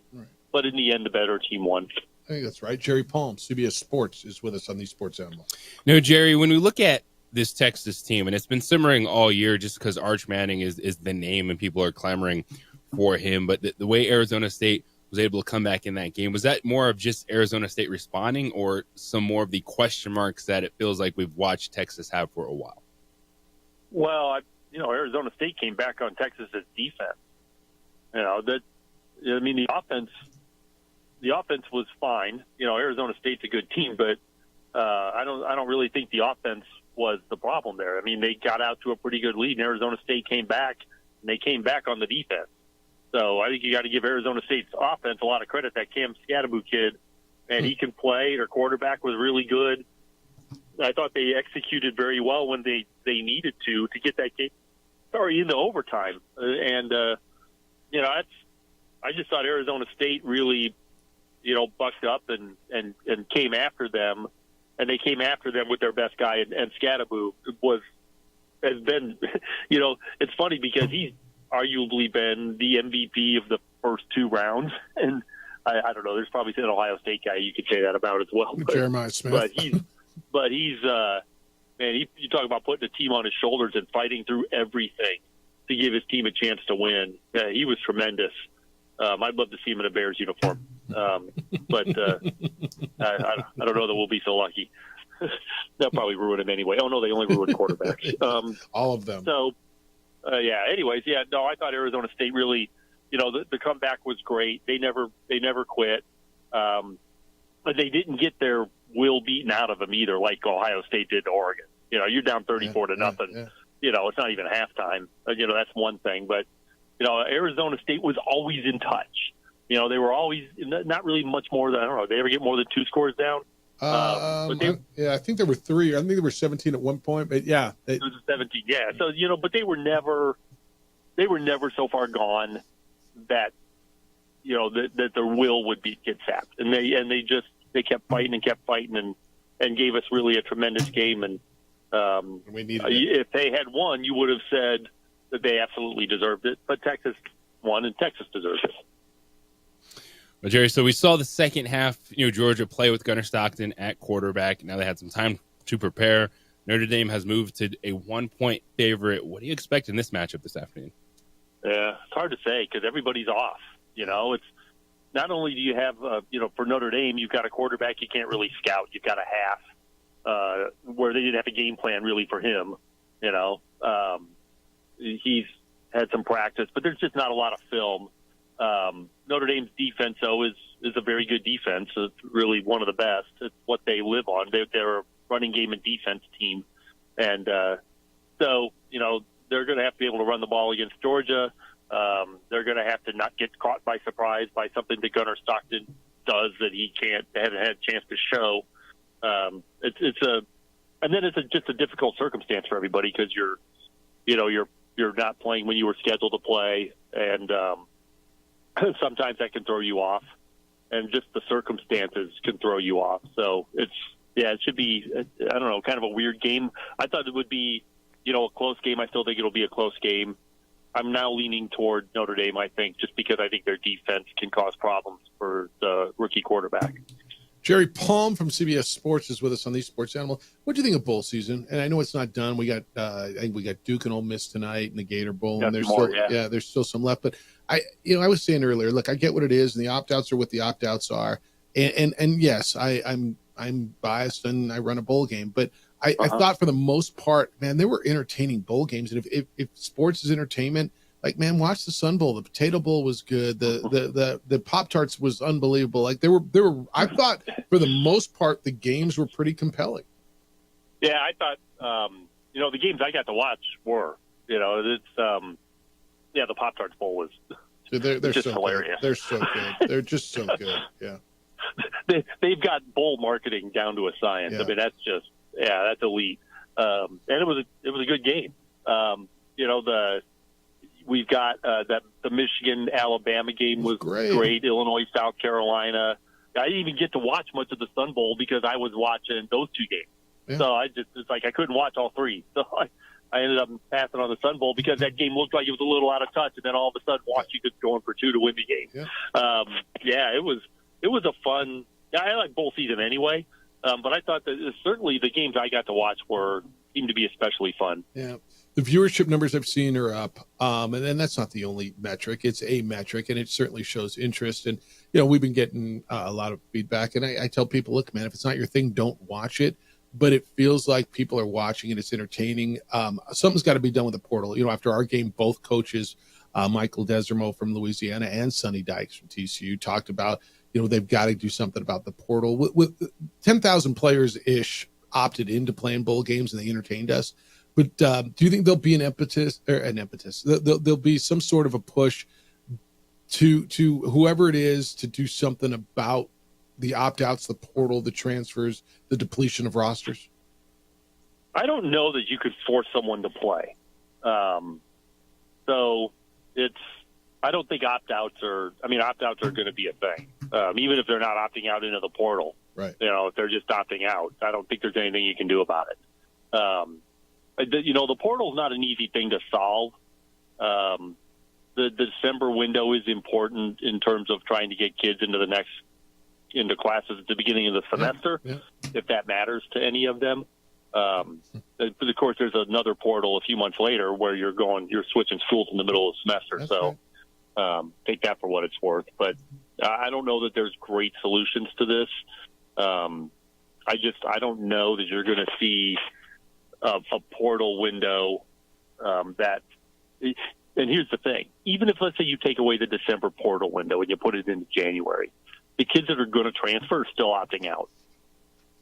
So you're not really solving the problem by moving the transfer window, because the kids that want to transfer and don't want to get hurt before they transfer are still going to opt out of the game. Unless they're getting paid, right? Unless their NIL is attached to it and it's a per yeah, game. I mean, I guess, you could do that. Then, you've got to get kids to sign those deals, I suppose. But yes. I got a hoops question for you. You mind real quick before we get out? Sure. Yeah, I got to do a bracket tomorrow. I got a bracket due tomorrow. So it's more of a philosophy question. New Mexico's 3-0 in league play, and they've got a good win against a UCLA team that's getting better as time goes on. They beat a 9-4 USC team, lost to Arizona State, but they lost to New Mexico State. What is more impactful when it comes to the selection process, right? They're sitting in the room and they're going over resumes. What is more impactful, a good win, UCLA, or a bad loss, New Mexico State at home? It depends on who you're being compared to. I mean, if you're being compared to a team with similar wins and you've got an eyesore of a loss, then the loss. If you're being compared to teams with similar losses, but you've got a pretty good win stick in there, then it's the win. I mean, it's always about what stands out in comparisons, and it's rarely just a two-team comparison. But it's always about, to me, it's going to always be about what stands out, good or bad, when you're being compared with other teams. Well, they both stand out, right? I mean, you beat UCLA, who right now is 15th in the country, and their only other loss is by 2 points to Carolina. But you lost to a New Mexico State team who is 240 in the net. Yeah. So, both of those things are there. One is not more important than the other. And I always feel like it depends on who you're being compared to. How much? And what this particular committee values, which is not going to be the same every single year. How much does margin of victory matter? So the Lobos just won. What they win by, JJ, was it 14? It was 103-89 they win at Fresno. Hadn't won at Fresno in their last 8 tries. They win by double digits. Richard Pitino, after the game, was unhappy because they were up by 20-something the whole time, and he said, we didn't finish well, and it matters in the metrics. How much does the difference between winning by 22 as opposed to 13 over Fresno State matter? Well, in one of 35 games, not a whole lot. But there are the metrics, including the net, they're not all of the metrics, because there are some that don't consider margin at all or very little. But the ones that do weigh heavily on margin of victory, like the net and Ken Palm, those points matter in those rankings. But I don't know that 9 points in one game matters a lot. But if you have trouble closing out games, yeah, it's 2 in a row. I mean, they were up by JJ? What was it, 20-something at Colorado State, and they won by whatever team? I mean, I don't don't have the exact numbers in front of me, but yeah, that's kind of where he was with this. I mean, if you have a trend of having trouble closing out games and over the long haul, it could affect your rankings. But your own ranking doesn't get you in the tournament. You know, it's not about your ranking. It's about the rankings of your opponents. So I don't know. I don't know. Margin matters in some of these rankings. In fact, margin is almost everything in some of these rankings. You can do a lot of advanced math based on margins, but but it's going to vary from ranking to ranking, and I don't think the committee ever just looks and says, well, gosh, that was only a 19-point win, or it's only a 13-point win, or, it could have been 30. I remember watching that game, and they, didn't close it out. Well, if you don't close out enough games, pretty soon they turn into losses. They're not talking about you. Yeah, fair enough. Yeah, Richard. So I wouldn't fixate on certainly one result. If closing out games is a problem, generally as a trend, then that's something you're going to want to get fixed, but not because of the margins, but because it's going to start costing you games. Yeah, I guess the difference in winning between 22 and 13 or something is he was cranky a little bit after the game the other night. They only won. Yeah, you want to see your team close it out, play all 40 minutes, right? Fair enough. All right, who you got today? You got Notre Dame today? Yep, right. I think I'm going to take Notre Dame now. All right. But to me, it's still a toss-up. Well, we'll be looking for your bracket. What was it, tomorrow? Yeah, Monday and Friday going forward, starting tomorrow. All right. Always appreciate it. Good to hear you. Happy New Year, and we'll catch up with you next week. All right. Happy New Year to you guys, too. Be well. Read him every day over on CBSSports.com. He is Jerry Palm. That's interesting.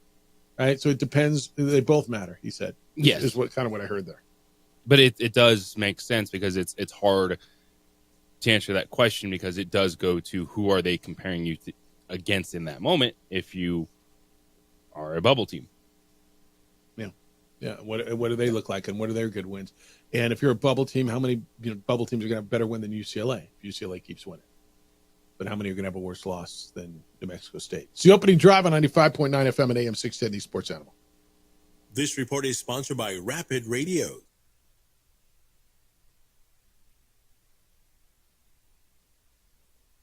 We would like to thank the following sponsors for making this broadcast possible.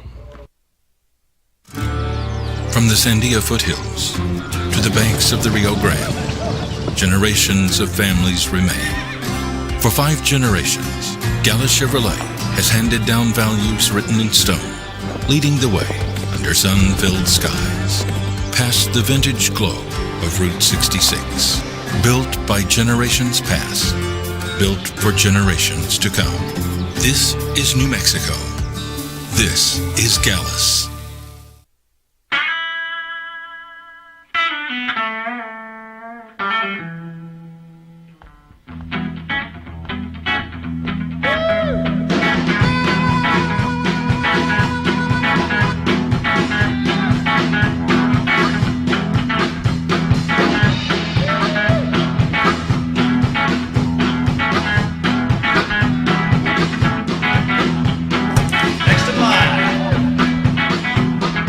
Rudy's is a proud supporter of ProView Networks.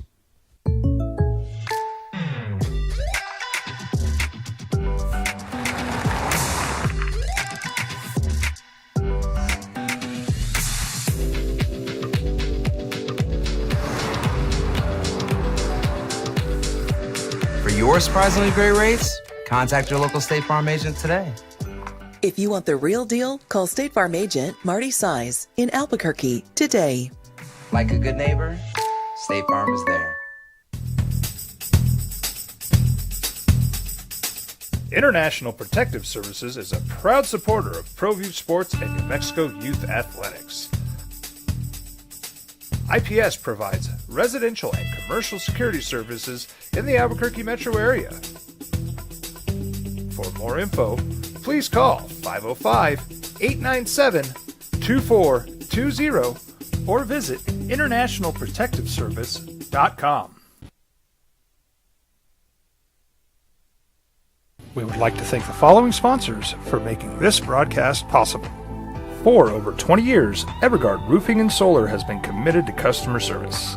Locally owned and operated, Evergard offers both commercial and residential roofing and solar services. For more info, please call 505-821-9543. Everguard Roofing and Solar are proud supporters of ProView Sports Network and New Mexico Youth Athletics. I might not be in the cage as much anymore. Just like riding a bicycle, I can pick up the fight from where I left off. I'm not some slick-haired outsider posing with borrowed gloves. I grew up here. New Mexico is in my blood. I'm a New Mexican fighting for other New Mexicans. I'm Adam Oki. I'll be your champion in the courtroom. Hi, my name is Daniel Chavez, and this is my business partner, David Chavez. We are the owners of Indeed Safety. Indeed Safety is a local safety consulting company helping our clients with their safety needs for their projects. One of the things we pride ourselves as a construction safety company is helping our men and women in construction get home safe every day to their families. Indeed Safety is a proud supporter of ProView Network.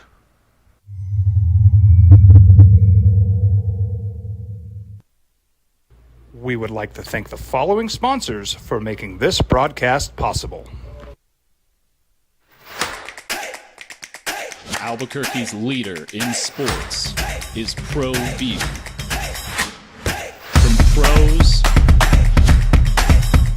to prep, all your favorite action.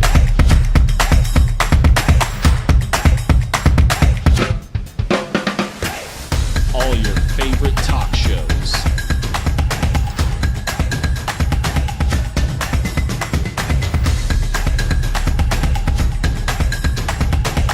Find it on ProView Networks. ProView Networks would like to thank the following sponsors for making this broadcast possible. Hans Whitler Automotive, German car maintenance and repair in Albuquerque, New Mexico. Call 505-294-7684 or visit HansWhitlerAuto.com. Got shots?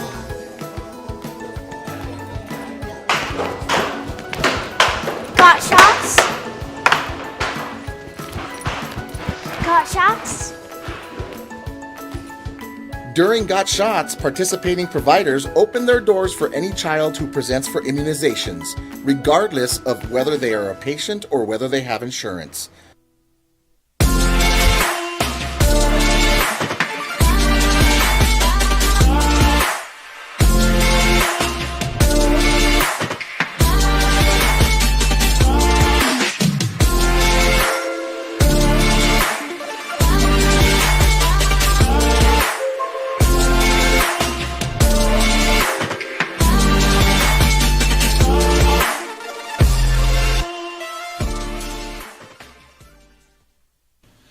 TurboThreads is a proud sponsor of ProView Networks.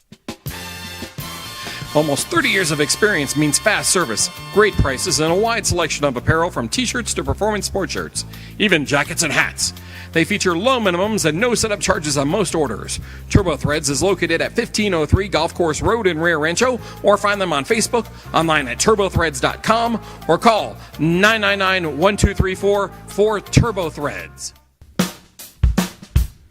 Well, I'm going to the frontier, walk up to the cashier, order up a root beer and a number one. Cover it with green stuff, one scoop is not enough. Find a booth is real tough, back by the Duke. Meet my family, meet my friends in the quirkiest restaurant I have ever been. All of Albuquerque's favorite spot, it's the Frontier Restaurant. The Frontier Restaurant is a proud supporter of ProView Networks. International Protective Services is a proud supporter of ProView Sports and New Mexico Youth Athletics. IPS provides residential and commercial security services in the Albuquerque metro area. For more info, please call 505-897-2420 or visit internationalprotectiveservice.com. Don't sacrifice quality and flavor when you're in a hurry. Golden Pride offers ribs, fried chicken, red and green chili breakfast burritos, and Frontier sweet rolls. 4 great locations, or visit us online at goldenprideabq.com. Golden Pride Barbecue Chicken and Ribs are proud supporters of ProView Sports. The Yeller Sub, located on 7200 Montgomery Boulevard, serves breakfast all day long along with classic hot and cold subs. Don't forget about our shakes, malts and floats made with your favorite Bluebell ice cream. 45 years. Always appreciate the conversation with Jerry Palm from CBS Sports. You're open now at 505-246-0610, area code 505-246-0610. Emails Jeff at sportsanimalabq.com and JJ at sportsanimalabq.com. And you can get in on the NFL. So I got no Thursday NFL tonight, right? I just get the Sugar Bowl tonight, and I get the Gator Bowl tonight. So I get the Sugar Bowl today. And it's not just me. You can have it too. We get the Sugar Bowl today, and then the Gator Bowl. We got Lobo Talk tonight here on the Sports Animal. Richard Pitino and Mike Bradbury. That'll be at what time do we do that? 6 o'clock tonight. And then tomorrow we got 2 bowl games for you. Texas State and North Texas. That is the ServPro First Responders Bowl. And then following that, you get Virginia Tech and Minnesota in the Dukes Mayo Bowl. So we're not done bowling yet. Tonight you get the Tax Slayer Gator Bowl. Like Ole Miss or Duke, 17.5 points. Ole Miss. Yeah, you like the 17.5? That's a thick number in a bowl game, man. Is Jackson Dart playing? I believe so. I think they can cover that because Duke's quarterback, he gone. It's good info. See? It's good info. 505-246-0610. All right, I got emails from you, texts from you, conversations to be had with you. Global basketball's on the table for you. It's the opening drive on 95.9 FM and AM 670 Sports Animal.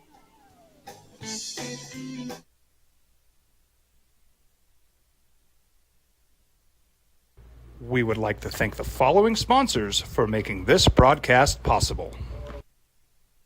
We would like to thank the following sponsors for making this broadcast possible. For over 20 years, Evergard Roofing and Solar has been committed to customer service.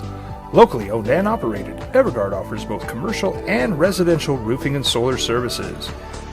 For more info, please call 505-821-9543. Evergard Roofing and Solar are proud supporters of ProView Sports Network and New Mexico Youth Athletics. I might not be in the cage as much anymore. Just like riding a bicycle, I can pick up the fight from where I left off. I'm not some slick-haired outsider posing with borrowed gloves. I grew up here. New Mexico is in my blood. I'm a New Mexican fighting for other New Mexicans. I'm Adam Oki. I'll be your champion in the courtroom.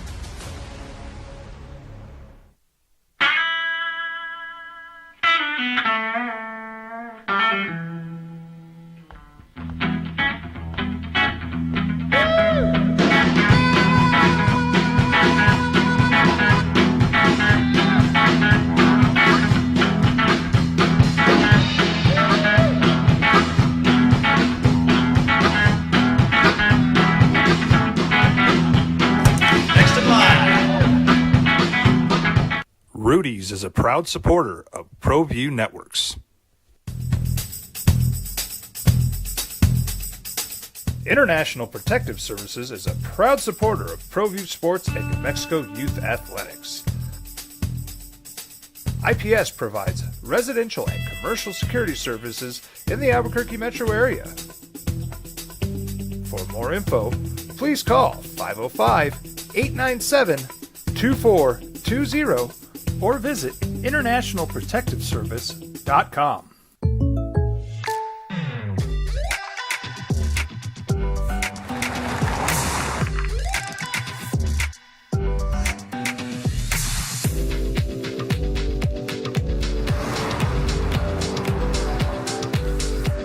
For your surprisingly great rates, Contact your local State Farm agent today. If you want the real deal, call State Farm agent Marty Size in Albuquerque today. Like a good neighbor, State Farm is there. Hi, my name is Daniel Chavez, and this is my business partner, David Chavez. We are the owners of Indeed Safety. Indeed Safety is a local safety consulting company helping our clients with their safety needs for their projects.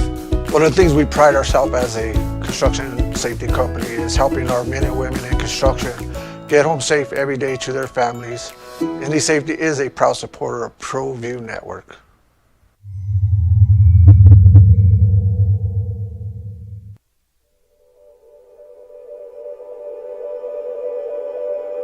We aren't all born with the same opportunities. But it's the people who care that change everything. Get ready, Spell, get ready!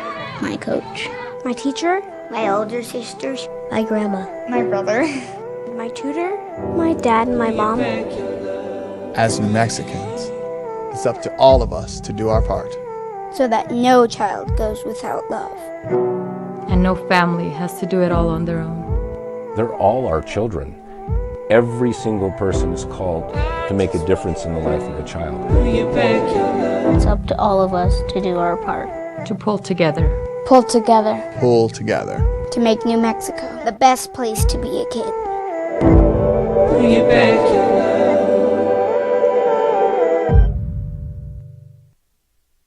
We would like to thank the following sponsors for making this broadcast possible. You followed him from the first day he signed with the team. You remember the day he poured in 63 points? The night he played a sold-out concert to 30,000 people. The day he gave his infamous speech. That's why you believe in heroes. In the AM with three-time New Mexico Sportscaster of the Year, Jeff Symbieta and JJ Buck. All right, we got the hoops for you tomorrow night. Big one over on News Radio KKOB, Lobos and Nevada. 3-0 New Mexico in conference play. Noodles and Alford are desperate. JJ, you know I always feel if two teams are relatively evenly matched, and I know they are. Wait, Jeff, one team's 3-0, one team's 0-3. I get it. I tend to lean towards the more desperate team. The team who needs to win will win, but I'm not certain that I feel that way tomorrow. Jeff Symbieta, JJ Buck, 505-246-0610. That's how to get here. Lobos are playing pretty well. Nevada's not playing horribly.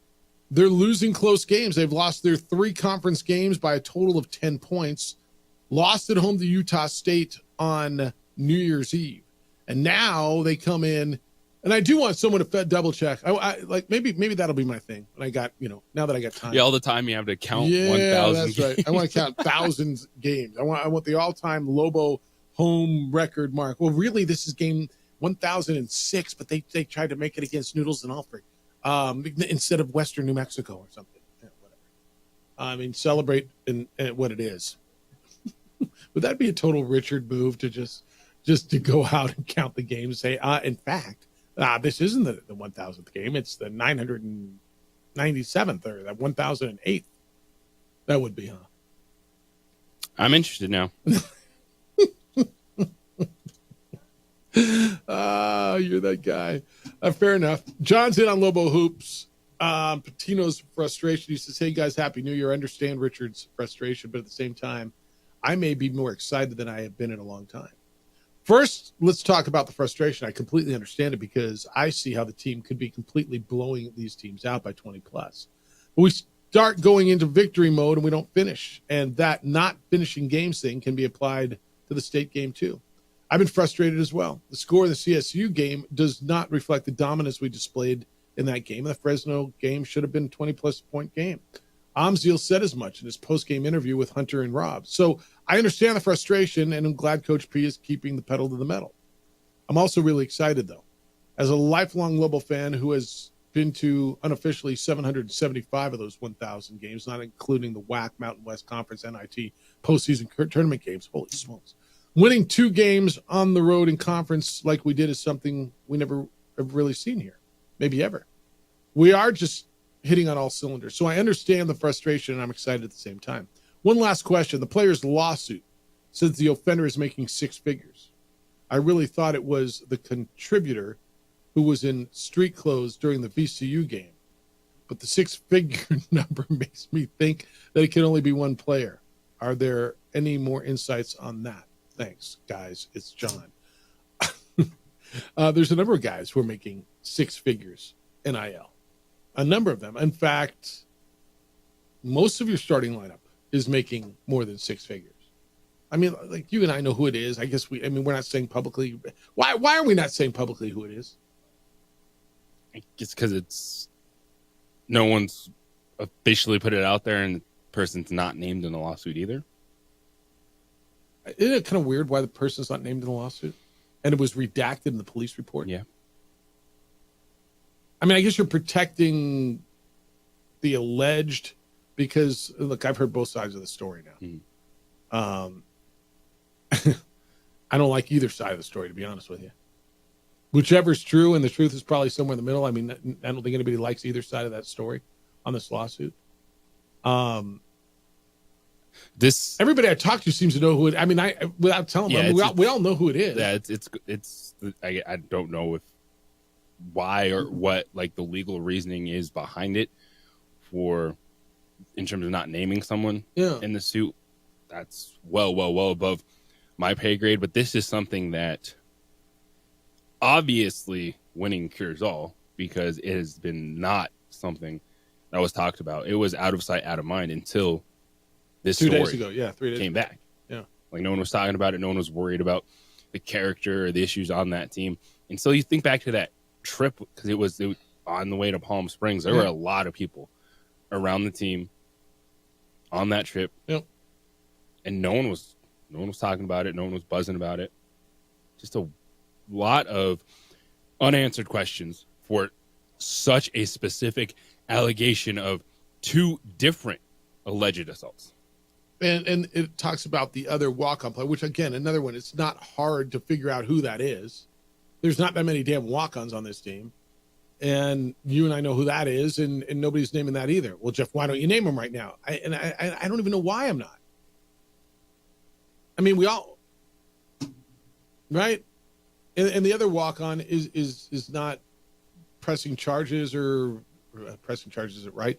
Filing a civil lawsuit, and, and it's still with the team. It's such an uncomfortably weird situation. Is that? I mean, how do you describe this?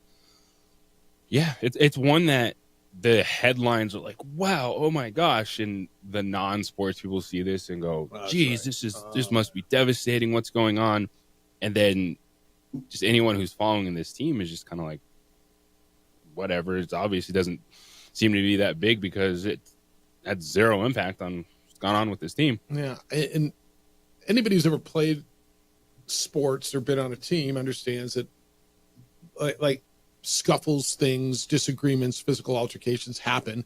Not always on travel, on a bus or on a plane. They always, well, I don't want to say always, often, is that a fair term, happen in a practice. Dudes push, shove, whatever, have to get separated. I think that's relatively common when you're out there battling every single day in a team setting.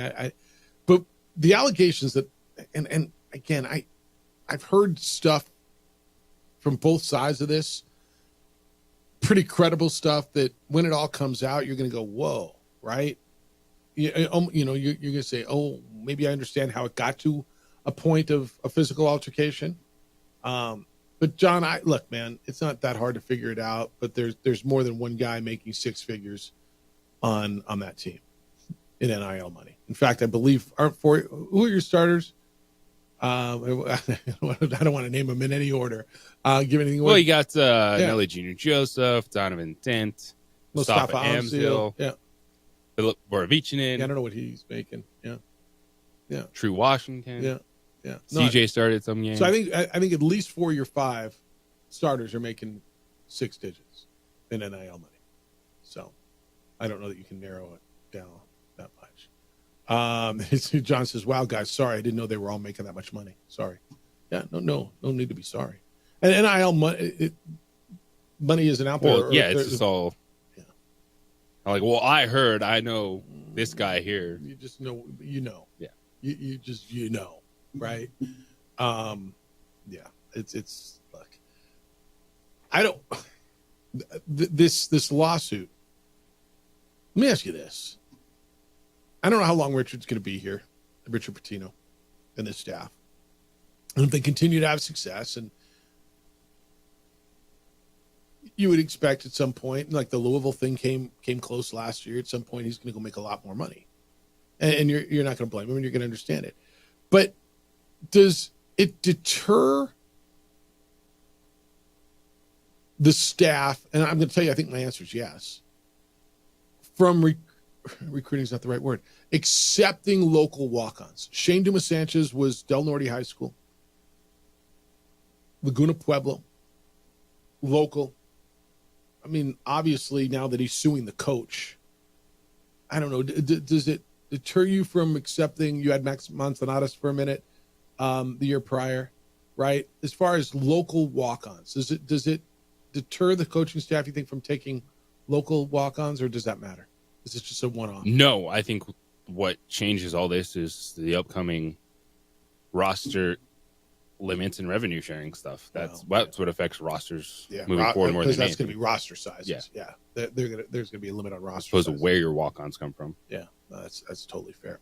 All right, 505-246-0610. Emails Jeff at sportsanimallabq.com. JJ at sportsanimallabq.com. Pro Bowl rosters are out. Pro Bowl that's still a thing. Those are Pro Bowl games, not Hunger Games. Pro Bowl games. Somebody had to be left off the AFC Pro Bowl roster at quarterback. Who was it? I mean, think of it. There's 2 spots. There's 3 spots. Who was left off? It's the opening. You want a little fuel for your fire? It's the opening drive on 95.9 FM and AM 610 Sports Animal. The Sports Animal is your home for Lobo women's basketball. We would like to thank the following sponsors for making this broadcast possible.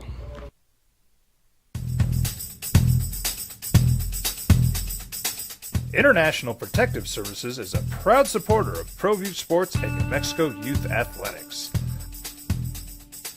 IPS provides residential and commercial security services in the Albuquerque metro area. For more info, please call 505-897-2420 or visit internationalprotectiveservice.com. TurboThreads is a proud sponsor of ProView Networks. Almost 30 years of experience means fast service, great prices, and a wide selection of apparel from t-shirts to performance sport shirts, even jackets and hats. They feature low minimums and no setup charges on most orders. TurboThreads is located at 1503 Golf Course Road in Rio Rancho, or find them on Facebook, online at turbothreads.com, or call 999-1234 for TurboThreads. ProView Networks would like to thank the following sponsors for making this broadcast possible. Hans Whitler Automotive, German car maintenance and repair in Albuquerque, New Mexico.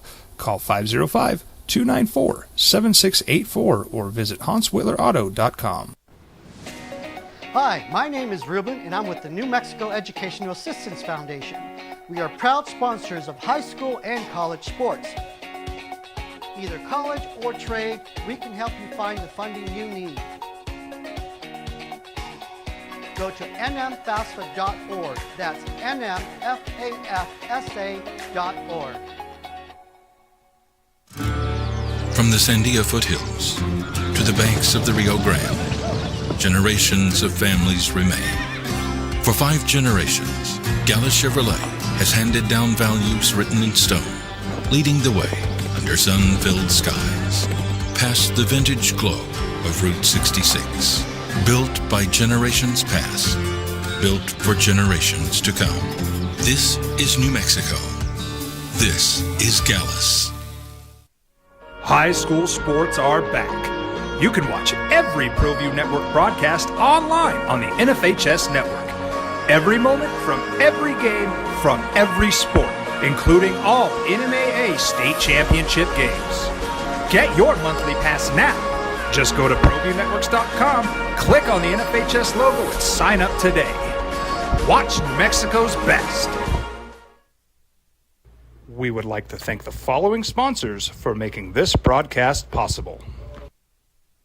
What's going on, Lobo Nation? Ja'Cory Krosky-Miller here. And I'm Devin Dampier. The Lobo football team's going through some changes, but we're here to stay. We'll put in the work on the field and in the weight room, but we'll need your help off the field. 505 Sports Venture is leading the charge in the NIL space. And you can be part of it. Shorty, she better than all my intentions. Locked in, shorty, you got my attention. CEO, baby, I get you the business. Touchdown and pay you a visit. I was born in New Mexico. I grew up on these streets. I got in trouble here, and I fought my way back in Burkia. I love New Mexico, especially the people. Now I'm using my training, tenacity, and energy to fight for you. I'm Adam Oki, lawyer, fighter, and New Mexican. I was a local athlete here in New Mexico, so I'm proud to support your local athletes.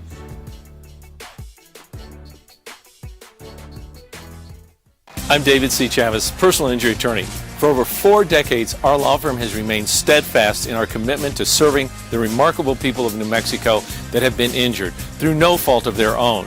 I'm a New Mexican fighting for New Mexicans. I received my bachelor's degree at NMSU and earned my law degree at UNM. I can proudly say I'm both an Aggie and a Lobo. Call now and I will meet with you. 40 years strong, and we're still as local as red and green. We would like to thank the following sponsors for making this broadcast possible.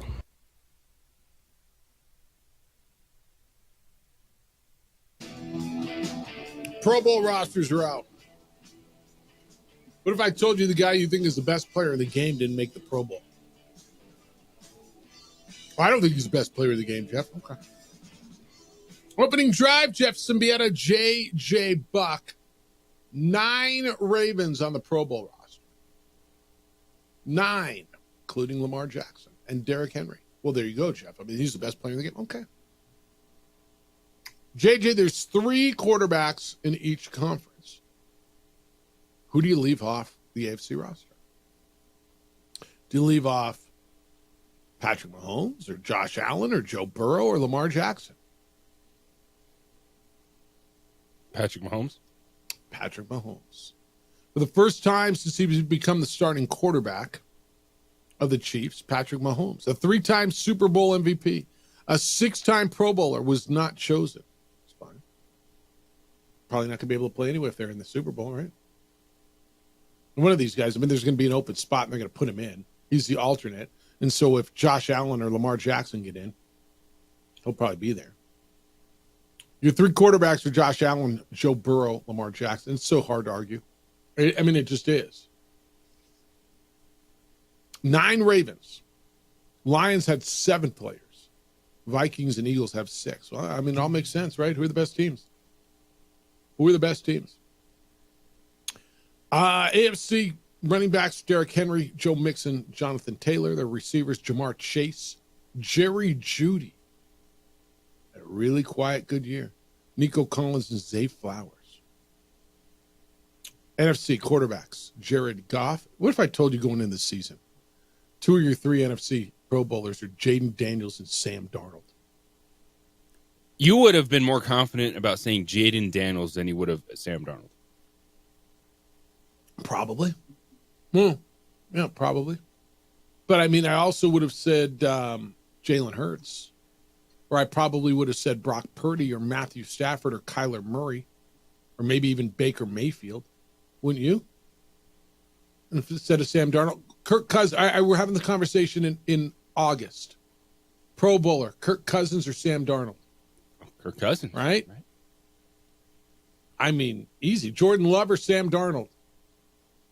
Preseason, honestly, the only team that you would have, I mean, you would have taken, if there's, 16 teams in the NFC? You probably would have taken 11 or 12 quarterbacks in front of him for a Pro Bowler back before the season started. The only ones you wouldn't have are Daniel Jones and, well, Bryce Young, Derek Carr, maybe Geno, right? Everybody else, you would put in front of them. Running backs, Saquon Barkley, Jahmyr Gibbs, and Josh Jacobs. NFC receivers, Justin Jefferson, Amon-Ra St. Brown, CeeDee Lamb, and Terry McLaurin. Tight ends, George Kittle, Trey McBride. Pretty good. Actually, really good. All right, so that's your. What does a place kicker do in the Pro Bowl games? Kickoffs? Do they have kickoffs in the Pro Bowl games? No, honestly, they're playing flag football. Oh, flag football. Dude, they I don't totally play a game. forgot. It's the I was Pro Bowl even thinking- games. They right. don't play a game anymore. It's like Playing the flag games. football. Like, what do they do? Shows how much I pay attention to the Pro Bowl. I don't either. Huh. It's more relevant, the Pro Bowl or bowl games? Oh, look at Actual that. football. The Pro Bowl is just about Just asking. will you name to it or not. At this point, it's Well, not you even get your about- bonus. Yeah, it's Yeah. not. It has nothing to do with playing flag football. Yeah, because you get bonused. 100%. Huh. All right. Wide receiver, I give you that. The tight ends in the AFC. You got another rookie there, which was really cool. Brock Bowers, who's terrific, and Travis Kelce. Oh, well, will Taylor Swift be at the Pro Bowl games? Sorry, I had to.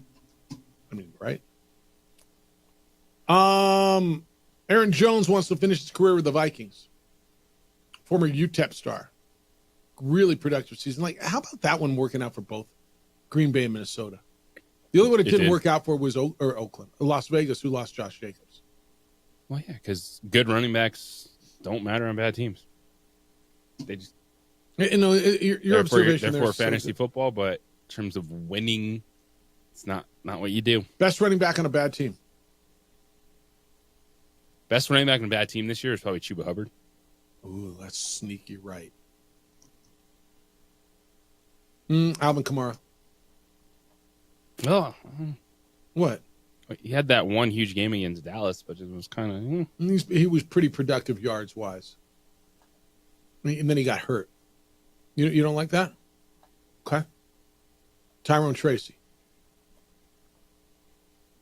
Kamara's fine. 14 games, 950 yards rushing. You're probably right with Chuba Hubbard. I'm just throwing other. And junk. Chuba went. So this was the year for running backs. You had 13 dudes go over 1,000 yards. What about Ramondre Stevenson? Terrible. Terrible? All right. Not good, but maybe not terrible. All right, but I'll give you terrible. Dude, he had 2 carries for 1 yard against the Chargers. Is that right? I didn't play him that week. That's your point's right. And Chuba Hubbard, how many guys they keep trying to bring in front of him? Every year they keep bringing him back. Well, they drafted it. That's right. Hurt rookie running back in the second round. Yeah, He got that was hurt brilliant. again. Yeah, that was brilliant. No, you're right. Because look, running backs, most good teams. I mean, who are your playoff teams? It's gonna be Buffalo. Here, let me is Buffalo, Kansas City. I mean, Kansas City does it by committee. When Pacheco goes down, Kareem Hunt is good. But Buffalo's got Cook. Baltimore's got Derrick Henry. Pittsburgh's got 2 of them. Houston's got Mixon. Denver doesn't have a good running back. They don't have a good running game. And they're probably going to be a playoff team, right? Mm-hmm. I mean, assuming they beat Carson Wentz and the Chiefs, they better beat Carson Wentz and the Chiefs. Philly's got a great running back. There's going to be every other AFC playoff team is going to be rooting hard for the Broncos this week. Because nobody wants to see Joe Burrow on the Bengals. No one wants to see the Cincinnati Bengals. But see, what has to happen is Miami has to lose too, right? And Miami's got the Jets. I mean, what makes you think Miami's going to... Like, everybody's looking at the Broncos. The Broncos may get beat. How do you think... And I know Tua's not playing, but how do you think Miami's not going to beat the Jets? I don't have a lot of faith in either of those teams. So you think they both lose and Cincinnati gets in? I mean, is absolutely on the table? I think it's on the table. I don't think it's go probable. back to that end of the Broncos Bengals game. Just go for 2 because you had the. I heard you saying that the other day, and I didn't see the game. What day was that? So it was Saturday. It was the Saturday game. It was the afternoon. Was it was right up against us, right? Yeah, it was like it was the 2 p.m. kick. Yeah, so it was up again. Yeah, but, I was in bowl game. Yeah, you were in bowl game, but you no business tying that game on that 4th down throw. which Mims caught double coverage in the end zone. Okay. Joe Burrow was shredding your defense for the entire second half. So win or lose right there. That's the moment. All right, you have the next week buffer anyway. Like, go get it done because you're not stopping that team. And it was just crazy overtime. They gave you a chance anyway with the dude doinking the field goal. So if they win, they've clinched by now and they can rest everybody today or this week. And that made no sense. If they lose, they're in the same boat they're in right now. Yeah, that made no sense to me. Why you'd want to play for overtime right there? What did he say after the game? Why? Like, there was nothing going your way. You pulled it out. Like, that last drive, it was 4th down, under 10 seconds, crazy play to Marvin Mims. Like, that is the moment where, all right, just go for 2 and try to win it right now because you're not stopping this dude in overtime. I'm not arguing with you. I'm not arguing with you. Look, and those are always tough, man. You tie the game with 8 seconds to go or whatever it is. I do think I'd play it differently if there was more time left. But, like, that was the game. Like, you get the 2, it's over. It's like, it's not, oh, we're going to go for 2, then have to hold on and hope they don't in field goal range. No, like, you win the game right there on a 2-point conversion. Yeah, it's always like those decisions. If it works, you win, and if it doesn't, you're a fool. Well, you're not a fool because then you still have the opportunity the next week. It's still in your hands. Yeah, I agree with you on this one. But now now you're a little uncomfortable even with the backups playing for Kansas City. All right, 505-246-0610. I got some emails and texts regarding the bowl games, the Lobos. You're in on this. 505-246-0610. Emails Jeff at sportsanimалabq.com and JJ at sportsanimалabq.com. You can get in on what you saw yesterday in the college football playoff. Texas, Ohio State, and Penn State were winners. You get the Sugar Bowl today with Notre Dame and Georgia. On the opening drive on 95.9 FM and AM 670 Sports Animal. Scott Gray.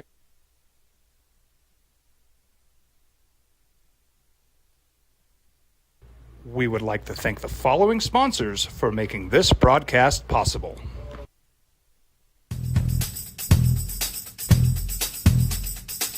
International Protective Services is a proud supporter of ProView Sports and New Mexico Youth Athletics. IPS provides residential and commercial security services in the Albuquerque metro area. For more info, please call 505-897-2420 or visit internationalprotectiveservice.com. Albuquerque's leader in sports is ProView. From pros to prep, all your favorite action.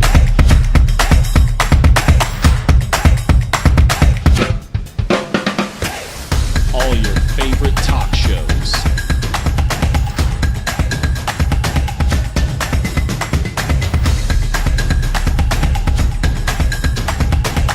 Find it on ProView Networks.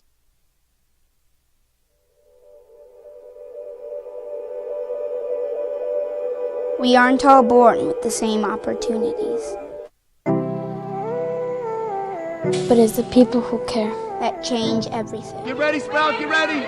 My coach, my teacher, my older sisters, my grandma, my brother, my tutor, my dad, and my mom. As New Mexicans, it's up to all of us to do our part. So that no child goes without love. And no family has to do it all on their own. They're all our children. Every single person is called to make a difference in the life of a child. It's up to all of us to do our part. To pull together. Pull together. Pull together. To make New Mexico the best place to be a kid.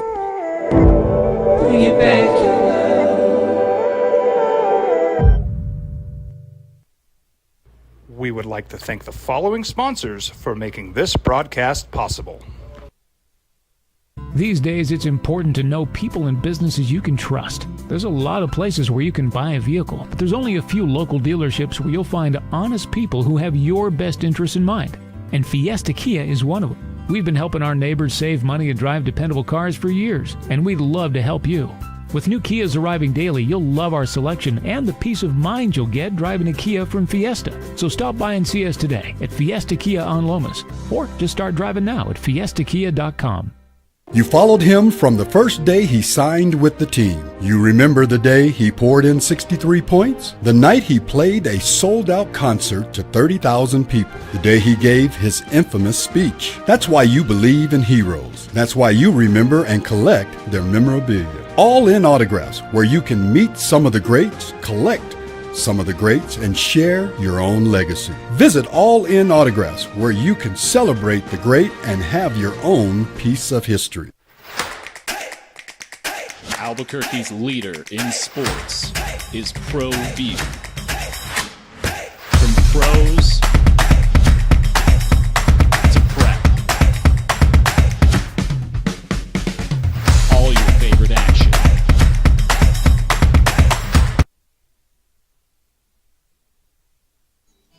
Lobo basketball. JJ, with the conference down, do the Lobos need to finish 17-3 in conference to secure an NCAA bid? Yes. You can't get away with losing even like 6 games in this Mountain West and be confident about being a bubble team. Okay. If you drop games, it's all right. If we drop a game, it's got to be to the Aztecs. It's got to be a road game to Boise San Diego State, Utah State, right? Is there anybody else that it's okay? Maybe Nevada, but who knows how long? Well, their but numbers Nevada, are going to stay Nevada's 0-3 right now. up. I'm looking at net rankings. Nevada. Boy, where's Nevada? They're still at 65. New Mexico's net ranking is 76. That's all about that loss to New Mexico State, isn't it? You got 5 teams in the top 100. Utah State's 24. San Diego State is 46. Boise State 51. Nevada 65 and New Mexico 76. Isn't that crazy? So Nevada's 8-6, 0-3 in conference. 8-6, 0-3. New Mexico is 11-3, 3-0. And Nevada's 11 spots higher at 65 than New Mexico in the net. It's that quad 4 loss. Those are like anchors.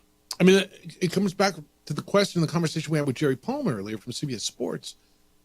What weighs more, a good win or a bad loss? And it sure as hell feels like a bad loss does, doesn't it? Yes, halfway through the schedule. Now, you need to beat Utah State. Sure as hell need to beat them at home. It'd be great to beat them up there, right? You need to beat San Diego State, at least one of the two. Got to get Boise State. So what you're saying is if you lose 3 road games at Boise, San Diego, and Logan, you got to win everything else. Yes, you do. I'll give you this. You can't have a loss. UNLV is always the tricky one to me, man. UNLV is sitting at 107. Colorado State's at 104. UNLV is always athletic, always good, always hard to beat there. For whatever reason, they always feel like a tough matchup for this team. And that game always scares me, dude. That game there. It just always does. They get the Lobos will beat Thomas and Mack January 25th. But I look at who they lost to. I mean, it's hard for me to sit here and say they're not good. Do you know who the 5 losses by UNLV are? Memphis, really good. 25th ranked Mississippi State. Big Ten Northwestern. Creighton, who was ranked at the time, and number 22, Dayton.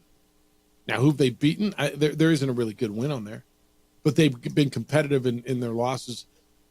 That's why they're not super low, but that's why they, if they'd have won 1 or 2 of those games, they scheduled to get into the tournament, right? They just didn't win any of those games. That's a game that scares the hell out of you, doesn't it? It does. because it's a plus, not a top 100, just outside of it.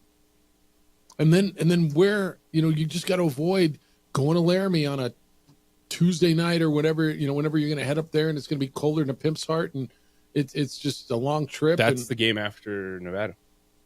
When do they play it? Next Tuesday or something? That's probably right then, right? It's going to be here. I'll tell you. When's the 7th? Is that next Tuesday night? The Tuesday night in January in Laramie, right? That's the one you got to avoid. And going up there and getting picked off. Taking that long trip and just go, we're better than them. And just coming off the high of that great game in the pit with San Diego State coming up next. That's the one you got to avoid. Jeffrey, good morning. You're on the Sports Animal. Happy New Year. So are you saying there is such a thing as a good loss? No, I'm saying there some losses aren't as bad as others. Right. When you talk about Nevada being higher in the net rankings, on a little bit of a losing streak, it kind of boggles my mind. And right.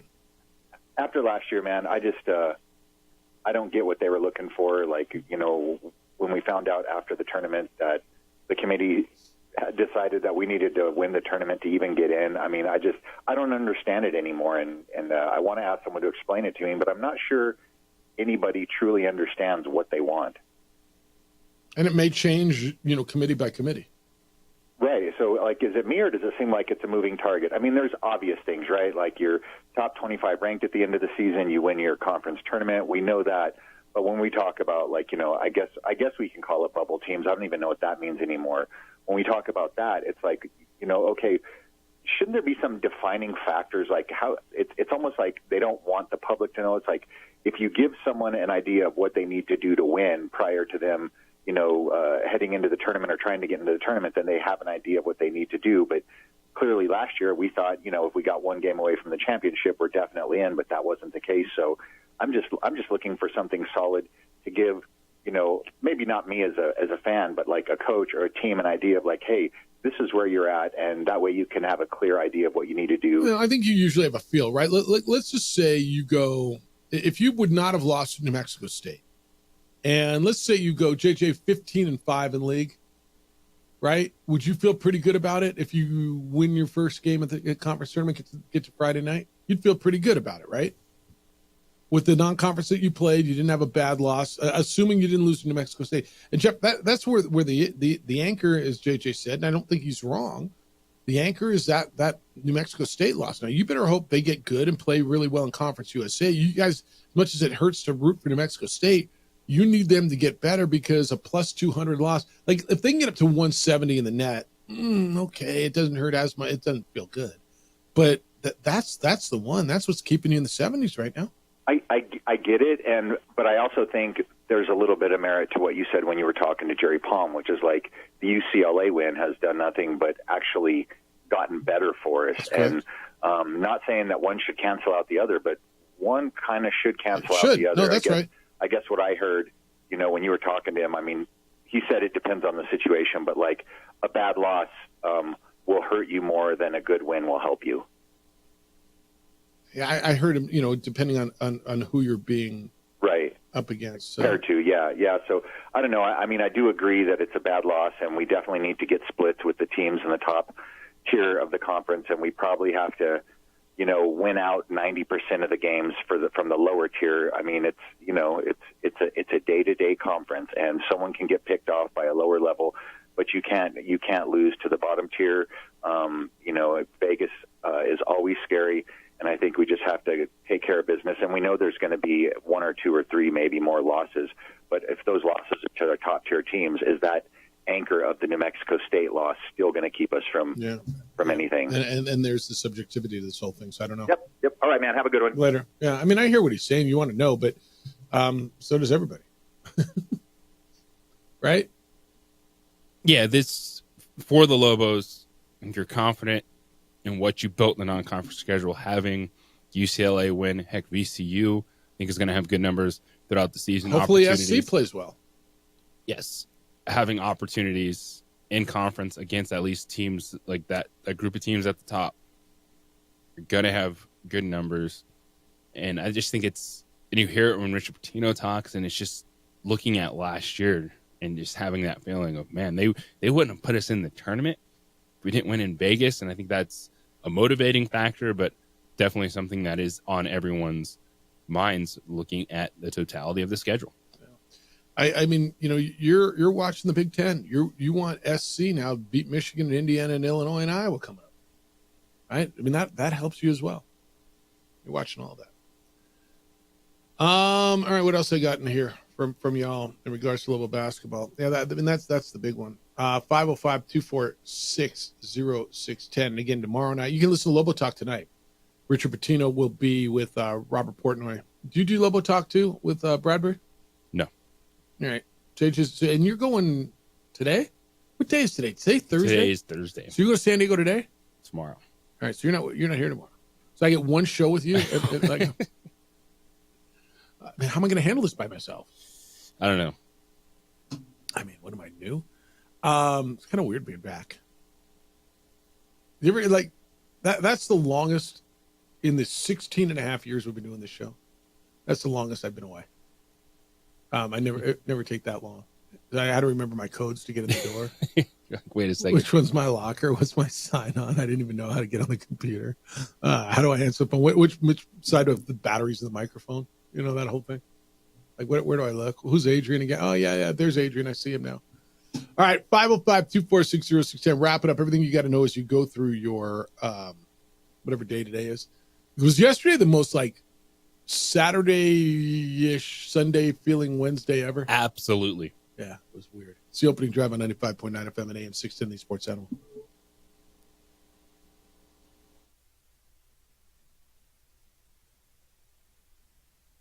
We would like to thank the following sponsors for making this broadcast possible.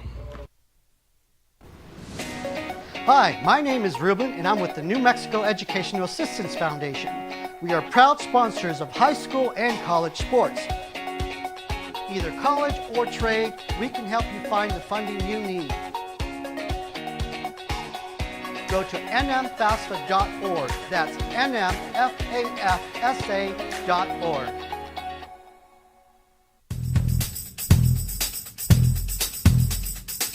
International Protective Services is a proud supporter of ProView Sports and New Mexico Youth Athletics. IPS provides residential and commercial security services in the Albuquerque metro area. For more info, please call 505-897-2420 or visit internationalprotectiveservice.com. Don't sacrifice quality and flavor when you're in a hurry. Golden Pride offers ribs, fried chicken, red and green chili breakfast burritos, and frontier sweet rolls. 4 great locations, or visit us online at goldenprideabq.com. Golden Pride Barbecue Chicken and Ribs are proud supporters of ProView Sports. The Yeller Sub, located on 7200 Montgomery Boulevard, serves breakfast all day long along with classic hot and cold subs. Don't forget about our shakes, malts and floats made with your favorite Bluebell ice cream. 45 years and still going strong. Come on down to the Yeller Sub, official sandwich of ProView Networks. From the Sandia foothills to the banks of the Rio Grande,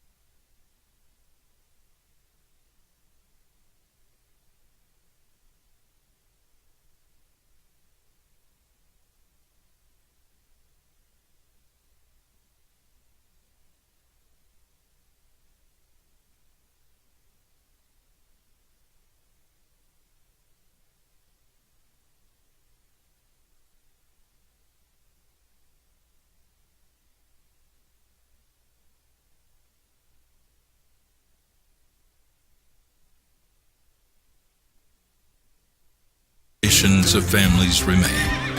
For 5 generations. We would like to thank the following sponsors for making this broadcast possible. Hi, my name is Ruben, and I'm with the New Mexico Educational Assistance Foundation. We are proud sponsors of high school and college sports. Either college or trade, we can help you find the funding you need. Go to nmfafsa.org. That's nmfafsa.org.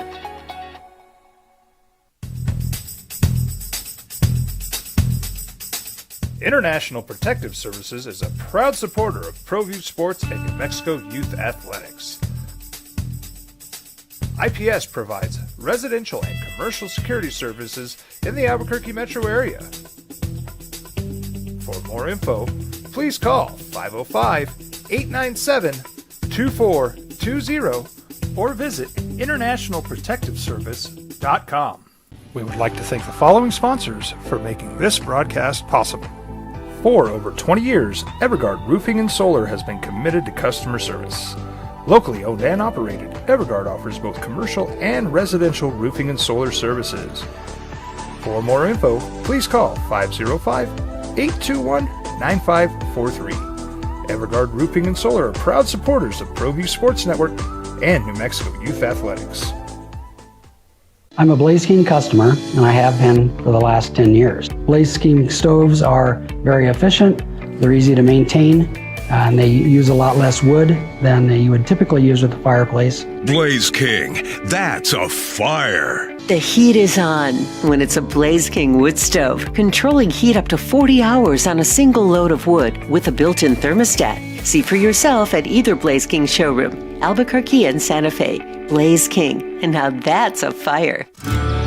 From the Sandia foothills to the banks of the Rio Grande, generations of families remain. For 5 generations, Gala Chevrolet has handed down values written in stone, leading the way under sun-filled skies, past the vintage glow of Route 66. Built by generations past, built for generations to come. This is New Mexico. This is Gallus. Hi, my name is Daniel Chavez, and this is my business partner, David Chavez. We are the owners of Indeed Safety. Indeed Safety is a local safety consulting company helping our clients with their safety needs for their projects. One of the things we pride ourselves as a construction safety company is helping our men and women in construction get home safe every day to their families. Indeed Safety is a proud supporter of ProView Network.